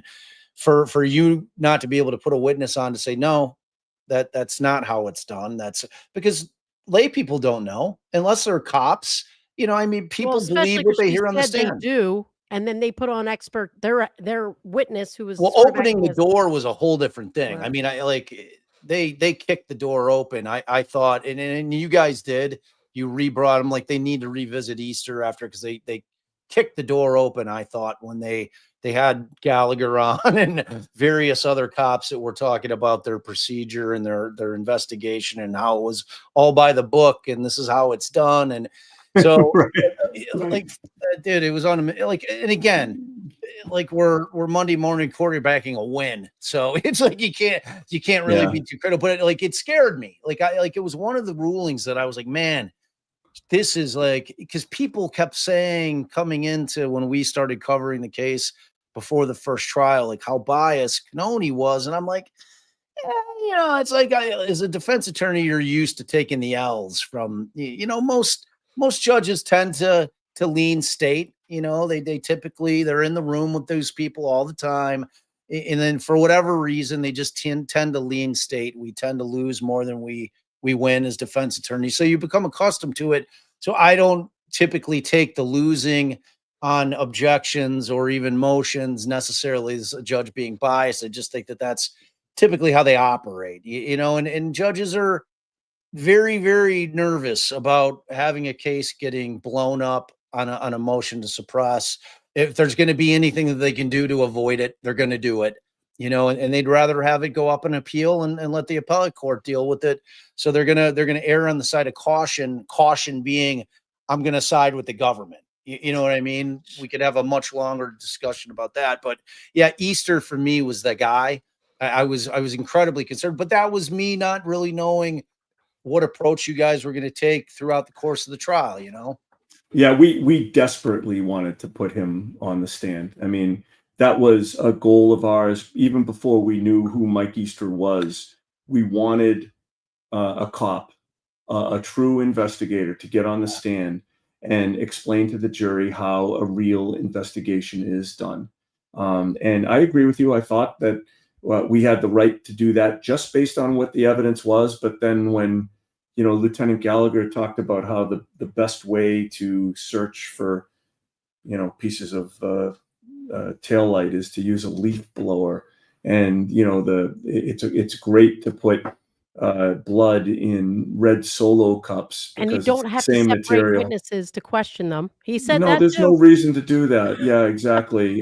Yeah, I mean, you know, it's almost like you could just take a textbook of, you know, police investigation and cross-examine them with that. But to have, you know, a former cop, former law enforcement, an expert in that area get on the stand and say, hey, guys, what you were told, you know, you were sold a bill of goods, because that's not the way it's done. That would have been very powerful. And, you know, I mean, look, if we lost, I probably wouldn't have to search. Did you guys have a running appellate issue like list just in case during trial or no? We were paying attention. Yeah. I mean, I cut you off, but you were about to say if you had lost, that would have been, I'm assuming, top of the. Yeah, it would, but like, you know, Bob had no problem identifying that, and Dave would have had no problem identifying it too. You know, it's almost like the win washes away so much, right. You know.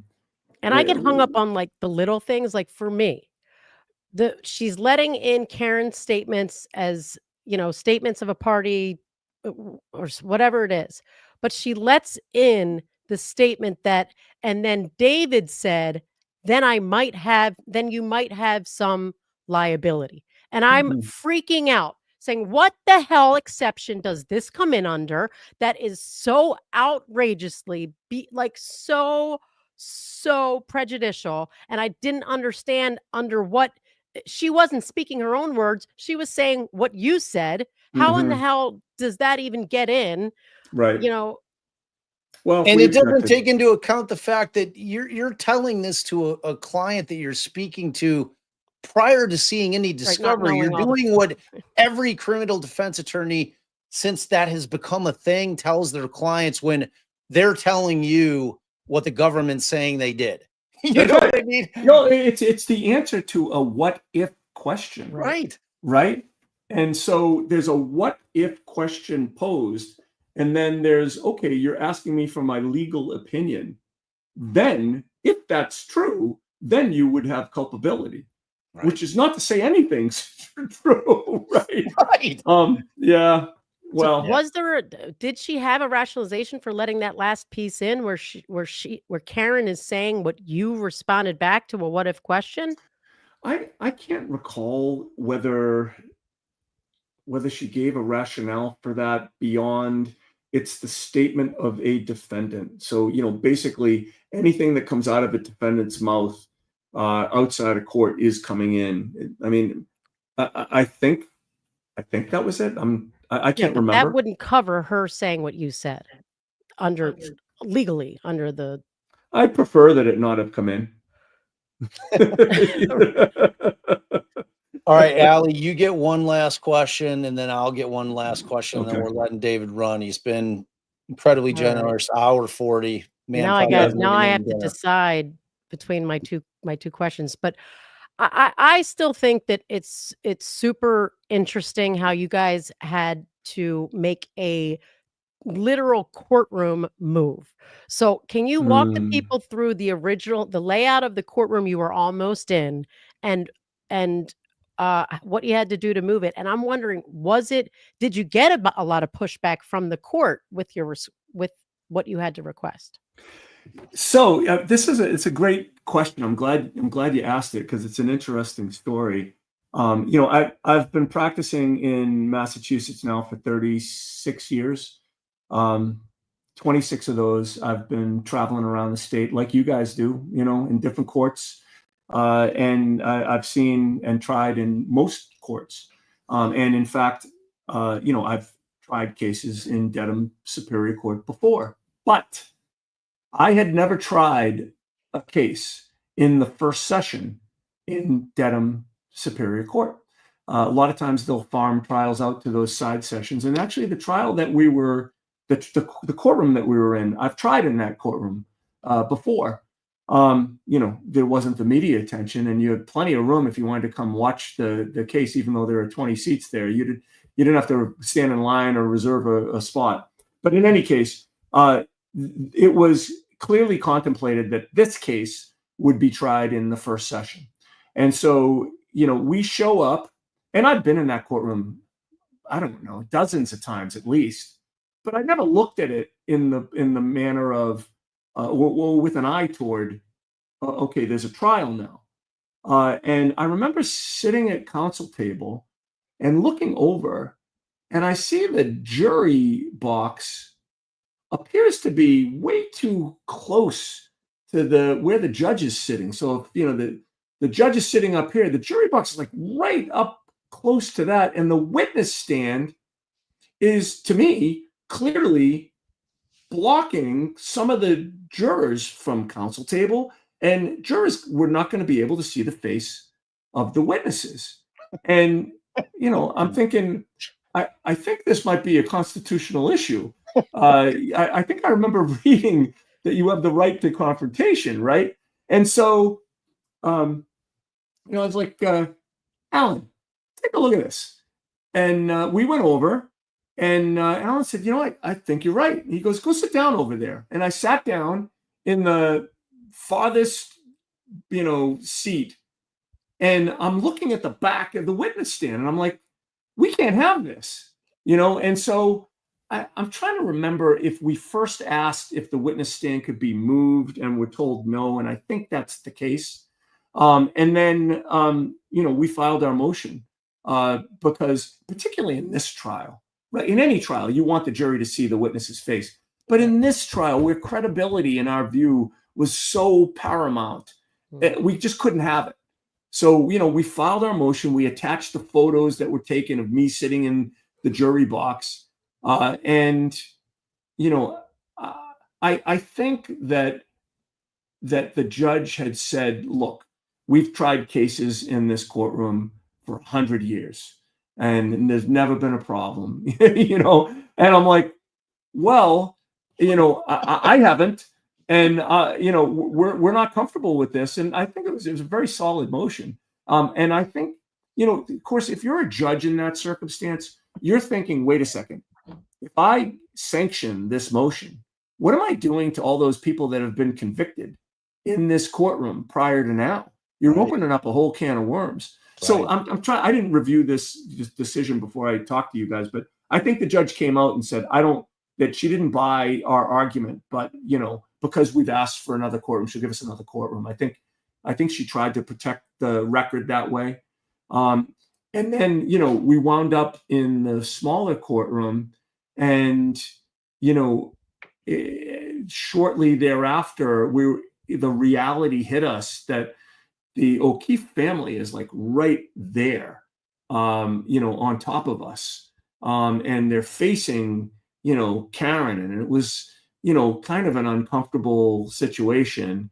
And so when it came time for the second trial, our thought was, let's go back to the other courtroom, because we had learned in the interim that they actually did move that witness stand. I was going to ask you that. Like they needed to. Okay. They did. And in fact, it was very doable.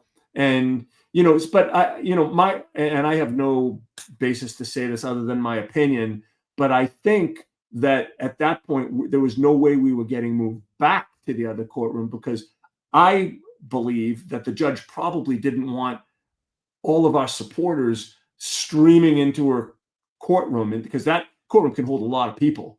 And, maybe it would be, in her view, more of a circus than it otherwise would be in this smaller courtroom that she can control. So we tried to go back to the other because we had added another attorney and we thought there was not enough room on counsel table, but we showed up the next day and there was an extra seat there, and it was tight, but it worked. You made it work. I bet they were wishing they would have just given you what you asked for without you having to file a motion for the reasons you said. Because some other defendants, post conviction, well, probably not post conviction, but if they still had somehow had their appellate rights or something, to say it was ineffective assistance for them not to move the courtroom because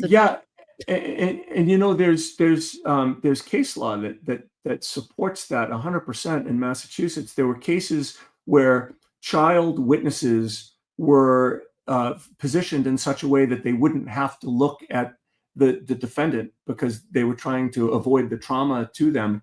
Those cases all got reversed on confrontation, grounds. The one thing that surprised me, and I'm just kind of stream of consciousness here, but I'm part of a thread on email with criminal defense attorneys. We have the Massachusetts equivalent of NACDL, and there's a lot of bandying about different issues. Have you seen this? Have you seen that? I'm somewhat surprised that nobody's kind of picked up on. I haven't had another case scheduled in that courtroom, but I will file the same motion the next time. I think that some people may have filed motions in that regard, but I'm surprised that there's no further discussion about these other people that were convicted with that jury setup. Yeah, it's true. That's true. All right, so here's my last question. I'm going to skirt the rules a little bit. It's actually, I'm going to make it two parts. So one, if you were to have a dinner party at your home and you could invite 3 historical dead or alive figures, who would they be? That's part one. Wow. And then two, if you're stranded on a desert island and you could only bring one album, what album would it be? Those are great questions. Those are my last questions. Yeah. So the answer to the second question is I would bring Sticky Fingers by the Rolling Stones. Wow. That's my favorite album. It's a pretty good one. Classic. Just a great album. In terms of historical figures, dead or alive. Yeah, no, I get it. I think one would be George Orwell. I just reread 1984. Oh my God.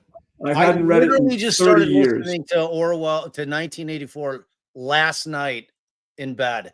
You're kidding. I swear to God.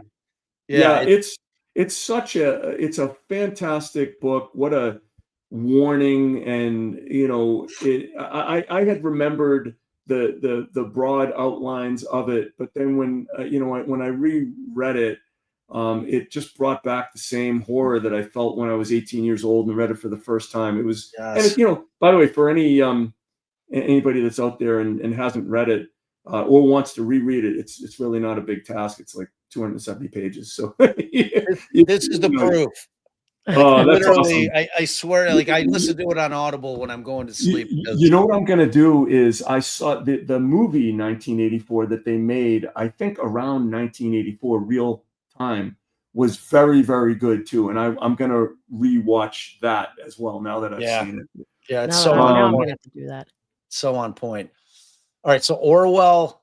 Yeah, Orwell and probably Jack Kirby, who is the creator of the Fantastic Four and the Hulk, and just a complete genius. I'd love to have him at the dinner table. And then a third.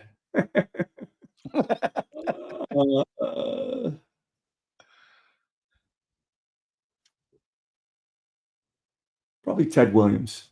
Oh, Ghost Baseball, baby. The splendid Splinter. Go back to baseball, the war hero and, best hitter of all time. So I don't know. You put me on the spot. If you gave me more time. Those were great answers, man. If you gave me more time, I'd probably come up with different answers, but that's off the top of my head. I'm sure, right? That was great. That was great, and you were great. Thank you so much, David. Wait, tell us when we are going to hear from you and Bob Alessi on your podcast. I think we're targeting September. I am both Bob and I are reacquainting ourselves with our other clients right now, trying to catch up. I think we won't be doing it for another 2 or 3 weeks. But Bob, when Bob does something, he does not do it half-assed. And I will say that there are preparations in motion right now that are going to lead to, I think, a good presentation. If we can be half as good as you guys are, we'll have succeeded. A great time tonight. It was awesome chatting with you guys. If I come out to Chicago, I'll take you guys out to dinner. We'll take you out to dinner. We'll take you out to dinner. Come out for next year when the Sox play the Cubs, because the White Sox are an atrocity, man. So it's like, and I'm a White Sox fan, so it's really sad. But by the way, Bob, just to let you know, I've been in a fantasy baseball league since 1996, and the name of the league is the South Loop. Because it was started by a bunch of guys in Chicago who are still in the league. In fact, I love it. There are 2 lawyers in the league, my age, approximately. You may know them. I'm not going to mention them on the air, but I'll shoot you a text message. You can tell me if you know them. I will. That's awesome. All right, man. Thank you so much. We really, really enjoyed it. It was everything that I hoped it would be. You're a gentleman, just like Bob Alessi, and it holds true with you. You're a gentleman and a scholar. Thank you so much for your time, man. This was great. I had a blast. Yeah. No, thank you guys so much for having me. I loved it. All right, man. Thank you. David Alessi, everybody. There he goes. Amazing. He's an amazing guy. We kept him way too long. I know. And I didn't get to ask him about the one change to if he could snap his fingers and make a change to the criminal justice system, what would it be? But, Yeah. And got a few questions. But Bob, Bob he gave a pretty good answer for it. I didn't ask that one. Oh, you didn't? I asked him about criminal justice reform, and he did I asked him about, and I wish I could have gotten to it with Dave as well, about a case where is there room for some sort of interlocutory review when you've got the kind of corruption we had here? Because typically in the law, we're dealing with an illegal search or a straight violation of the Constitution that turned into evidence, and then you file motions to exclude that evidence. That's not what we had here. We had planting of evidence, and we had inverting of videos. And did I call him David Alessi at the end? No, I don't think so. I might have, though. Maybe. I might have. You were probably saying something about David and Bob. Well, I was just talking about Bob, but no, if I that would be hilarious if I did. I'll have to go back and watch. And I think that Bob had said that he thought if you met a certain standard, you should be able to. I'll have to go back and watch now because I forget what he said. But Yeah, it was um, good. All right, let's go through. Ellen's I story- think David will forgive me. I clearly know his name. All right, let's go through the supers real quick. You were So throwing Ellen them up. says, "Can't wait to watch on replay. Brilliant, beautiful law people. Thank you in advance for your brilliant and passionate inputs. Much love, Ellen, and also free Jamie Snow." And we got some people who need some hugs, babe. You've got Forrest Nelson, Oh, family hug. LB. Wait till Oh, I'm done. family hug. Oh, Oh, okay. those are the. Oh no, wait, Mandy, Nick Patel. Hey, Mr. Mick. Hey, Mick Mick. Patel. Oh, family hug, Mick. Welcome, welcome. Glad you're hanging. Um, Sinead has been a member for 13 months. Yay, thanks for your continued generosity. And Kale, or how would you say that? Kale. Yeah. I mean, am I allowed to have a hit of my vape now that we don't have Dave on screen? I mean, I'm so proud of you. You did so good. Now I won't have to read all the messages. Oh, she's vaping. Oh, Well, Dave was on. I've got to go grab something. You continue reading. I'll be Okay. So Bluebird, welcome back. Welcome back. We love you. Dr. Von Decay, $10. We appreciate your generosity. Here you go. Praise and love to Mr. Yannetti. The glare will came through, but what about the shoe? We got it. He didn't answer it, but we not asked answering him. it. Well, thank you. Mick Patel, we love you guys. Our country needs you in this corrupt justice system. Thank you. We love you back, Mick, and we're thrilled that you came on with us. And if you haven't watched it, if you care about justice in this country at all, go back and watch an interview with Mick Patel. He was wrongfully accused of attempting to kidnap a child out of a Walmart a few months back in like February. Charges were eventually Harrowing dismissed, tale. Yeah, the charges were all dismissed. but it took another defense attorney speaking out, revealing the evidence first, and the public outcry. This is outrageous, and it cannot stand. So yes, people, watch that if you haven't. So Sue says Dever resigned today. Oh, all right. Interesting. I know Bluebird's been here before, but she needs a hug, babe. Aw, family hug. I went back, and Forrest gifted 5 memberships. Thank you very much. Music to my soul. The emotion he showed meant so much. It was obvious how relieved he was when he saw Karen read through that process from that first call, and she was free. Yes, it was. Oh yeah. See, now it says she's been a member for 9 months. 9 months. Yeah, I think people dip in and dip out. All right, so Megan Tomlinson, can we raffle off a date with Yannetti? I put that up. It costs you a hell of a lot more than $10. And a wife to with battle. his wife, yeah. Tuesday says, yeah, what about the motherfucking shoe? Will and I want to know. Laughing my ass off. Yeah. Lindsay Bay, member for 13 months. Thanks, Bob Alley, Mr. Yannetti. What a dream team you make. We appreciate it. David was obviously very easy to talk to. He's just a salt of the earth kind of guy. And that obviously comes through over the tubes. Will, I did put this comment up while Dave was still on so he could see that we oversimplified your position. I absolutely did. I didn't have time to rehash it all. But not that much, though. You scared us all. We didn't have all night. We didn't have all night to like go through your bullshit there. Will, it was crazy, man. I was like, what? You're gonna die on that hill, like, and with the threat of coming back on the second degree. Like, he just didn't think I know. I get it. They were too shady. They shouldn't get anything. I understand. K. Schmidt gifted 5 DD podcast memberships. Thank you so much.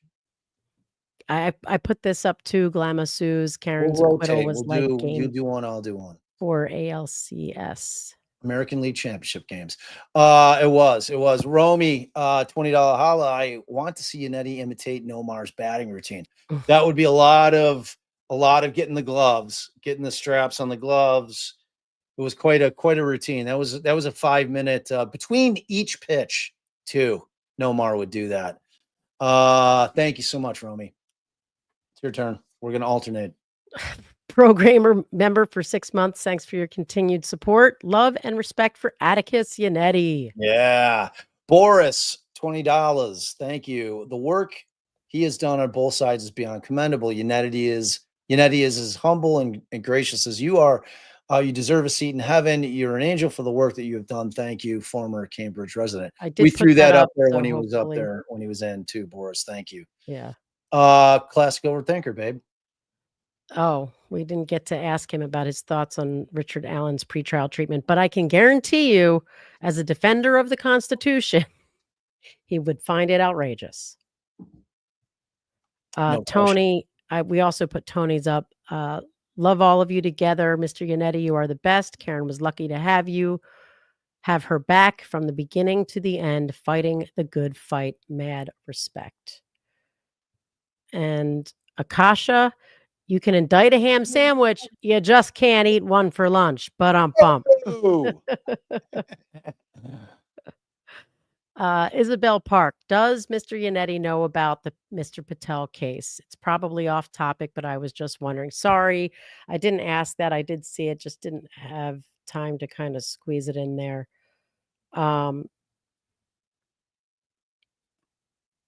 Dustman, Cat Randall Dustman. Is the court like high school with cliques? I mean, I guess to a certain extent. Yeah, I would say there's some truth to that. Thanks for the question, though. Dr. Russell's gasp. Malden Mills. I read the MSP Powers book. My bro, a firefighter, very interested. Thank you.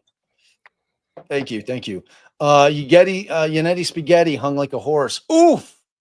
Right. If you can share, is Yannetti watching Eve Lally's testimony in the King evidentiary hearing? I would have liked to have asked him that. Probably. I'm guessing no. I'm guessing, like, if I had to guess, I'd guess no. He's too busy getting back to his reacclimating. Yeah. Angela, new member. Oh, family hug. We appreciate that. Your turn, babe. We're alternating. And I put aspiring court reporters up as well when Dave was on. So happy to have Mr. Yannetti here. The OG. Congrats on a hard-fought and well-deserved victory.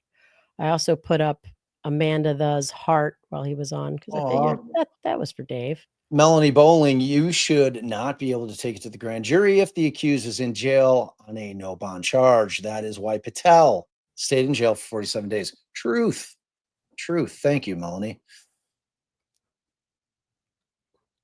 Music to My Soul says, if prosecutors weren't allowed to charge lesser included charges, might that discourage them from overcharging? I mean, it's definitely possible, although you also have the defense wanting charges on lesser included. That's usually, how it works. The defense wants a charge on a lesser on a lesser included.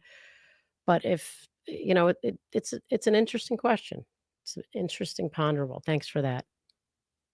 And then Hank Brennan was the best defense attorney up there for Karen. Meatball Morrissey's Sketty Stain. Thanks, Meatball. Meatball is the one who's like, hey, you called him Bob or David. Let's see, now I can't even do it. David Alessi. Yeah, I definitely had like the both of them in my brain. So thank you so much, Meatball. We appreciate you. eBay Warhol, babe. Tracy. Oh, I can't forgive Laura for standing up and say the Fed papers supported the Commonwealth theory. Yeah. Yes. Stephanie gifted 10 DD podcast memberships. Thank you so much, Steph. Appreciate you. And so did Cat Randall Dustman. Sweet. Thank you. Then Meatball Morrissey's back. When Buchanan said his name wasn't spelled incorrectly on the group messages, did it say bukkake? So we forgot to ask him about that. I know. I text you to ask that because I didn't want to ask it for you. He had a great story about the whole, because David was the one that was crossing Julie Albert when that slipped out. And Bob had just asked Dave about it. So go ahead and tell the people what he said. Yeah, he basically said that, when he's standing there and obviously that happened, he had to maintain decorum. He had to maintain a straight face. no matter how much it was hilarious to him. It was this. Bukkake, bukkake, bukkake, bukkake, bukkake, bukkake. So he's like, so he's able to do it. He maintains his decorum up there. He keeps it straight faced, poker faced it. And then, you know, he gets back to the table and he's like, they were all just like, oh my God. Like everybody had their hand down in their face like this, trying not, because you can't, like in a court of law, like you just can't do that. You just can't do that. Like, and I think in the first trial, there might have been aspects of folks on the jury that would have been like an inside joke type of deal, that they might not have known the legend of bukkake. So I mean, they shouldn't have known. it's First, hard well, to say. maybe It's the hard to second say. trial. Danny great. says, how about the different shoes Higgins was wearing on the video at the Canton PD in the waterfall? Sorry. The shoes matched Brian Albert's shoes at the waterfall. I don't remember. I mean, I remember everybody talking about that. And I'm sure, I don't know that he would have been able to answer that one either, considering the civil suit still pending. I got to go back and look at those. I just don't. Just south of history, God really covered each of you with the grace necessary to accomplish his will for Karen in this case. Hear, hear. Hear, hear. Thank you, Just South. Nikki, what's she have to say, babe? Can you think of anything specific that this case or trial taught you that you consider while working on other clients? I wish that we could have asked that. I actually had a question along those lines ready, but you know, time, it goes by fast. It goes by It does fast. indeed. Like, you know, like 2 hours flew by. I did put up Hannah's. Huh? I did put that one up while Dave was on. This is gonna, yeah, I think I saw Dave saw it too. He looked at it, got a little red faced, blushed a little bit. Thank you so much, Hannah. We appreciate it. This has been my favorite Yannetti interview. Yes. Joy's Shamayer. Joy Shamehar. Shamehar. Will your cross-examine Brian Albert that you redacted in your photo on X be turned over to AJ for the criminal trial? I think you mean the civil trial. I don't know. It's a good question. It's a good question. Probably. I'll text him. I'll ask him. We'll see if he answers. What's Dr. Russell's gasps have to say? David, sorry, Hank should be smart enough not only to check where the holes came from, but how. Yeah, yes, for sure. Yeah, Dr. Russell. I was saying, that's what I'm saying. We got to started calling him Diplomatic Dave. His sock, Chloe, is all I will guess. Pretty good guess. Tuesday. What does Tuesday have to say, babe? Yannetti is the perfect gent. Anti-Bev and the Snake's secret signals was totally fucked. I don't know. F you? Yeah, F you. Fucked up. Thank you so much, Tuesday. And thank you once again, Dr. Russell's gasp. Nay, great interview. Much love from Australia. Thank you. We love you down there. Thanks Down for under. Continued support. Glamasues, what does she have to say? Why couldn't the MSP policy and procedure manual be introduced? Legit. Because it parts of it were hearsay, and luckily they didn't need it. But that was an important issue. It was. Thank you so much, Romy. Thank you for your time tonight, Mr. Yannetti. Yes, thank you, David, and thank you, Romy.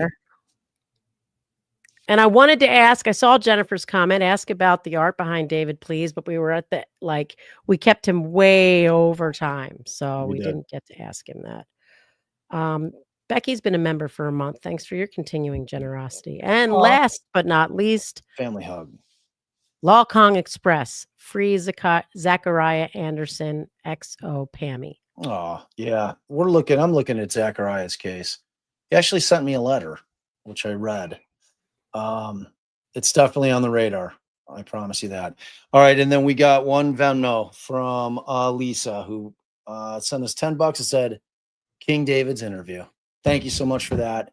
We appreciate that. All right. And then just so you guys know, if you love David tonight, you can catch him again tomorrow on our friend Nurse Kim's channel tomorrow night. So make sure you're over there. I'm sure it'll be a blast. She's hilarious. It'll be a really good live. So make sure you're going to check that out. Nurse Kim tomorrow night. I'll also tweet that because she was kind enough to promote us and give us the love today. So make sure you're setting your notifications. If you're new to our channel, please like, share, and subscribe. It really helps us grow the channel. We think we have pretty good content. If you're new to the channel, go through, look at some of the content that we've put up. We have some pretty awesome stuff up there. We've had some great interviews with some amazing people. You know, we try to get into the weeds on a lot of stuff because we think it's pretty interesting. So if you're loving the Karen Reed defense attorney vibe, I think that you will absolutely enjoy some of our content. So And make music to sure. my soul. I almost interrupted Bob, but I interrupt him enough as it is to say this is our last coverage of the criminal trial because I Yeah. do think it's possible that we will cover the civil case. Yeah, I So, don't know that they'll stream it, but they might. They might. We'll see. That I would mean, be they cool if did. they did. They did for Johnny Depp. right Yeah. and And Gwyneth Paltrow. yeah, Paltrow for sure.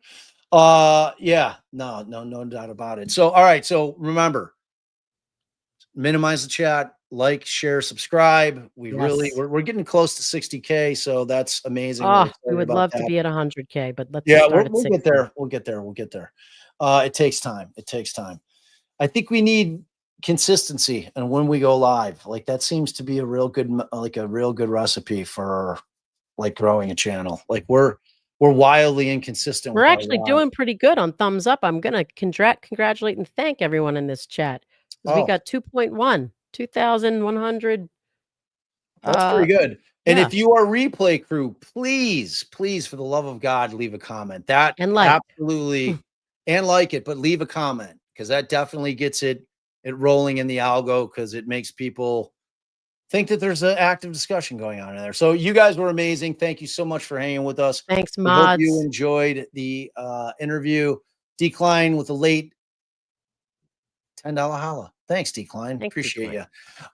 you. Yes, mods. Thank you so much. I hope there weren't too many trolls in there. You guys usually have a pretty good handle on those folks, but you guys are amazing because without you, Wait. literally, yes. Wait. Don't forget Mandy and Tracy. Mandy We and can't Tracy, do this we without love you. Mandy and Tracy. We cannot do this without Mandy and Tracy. I cannot wait till we're making enough money till we can pay them all kinds of money for all the work that they do because they're amazing. They deserve it. They're just ride or dies for us, and they're the best. So, But again, thank you all very much. Yeah, because without y'all, I'm just an old man sitting around talking to his wife.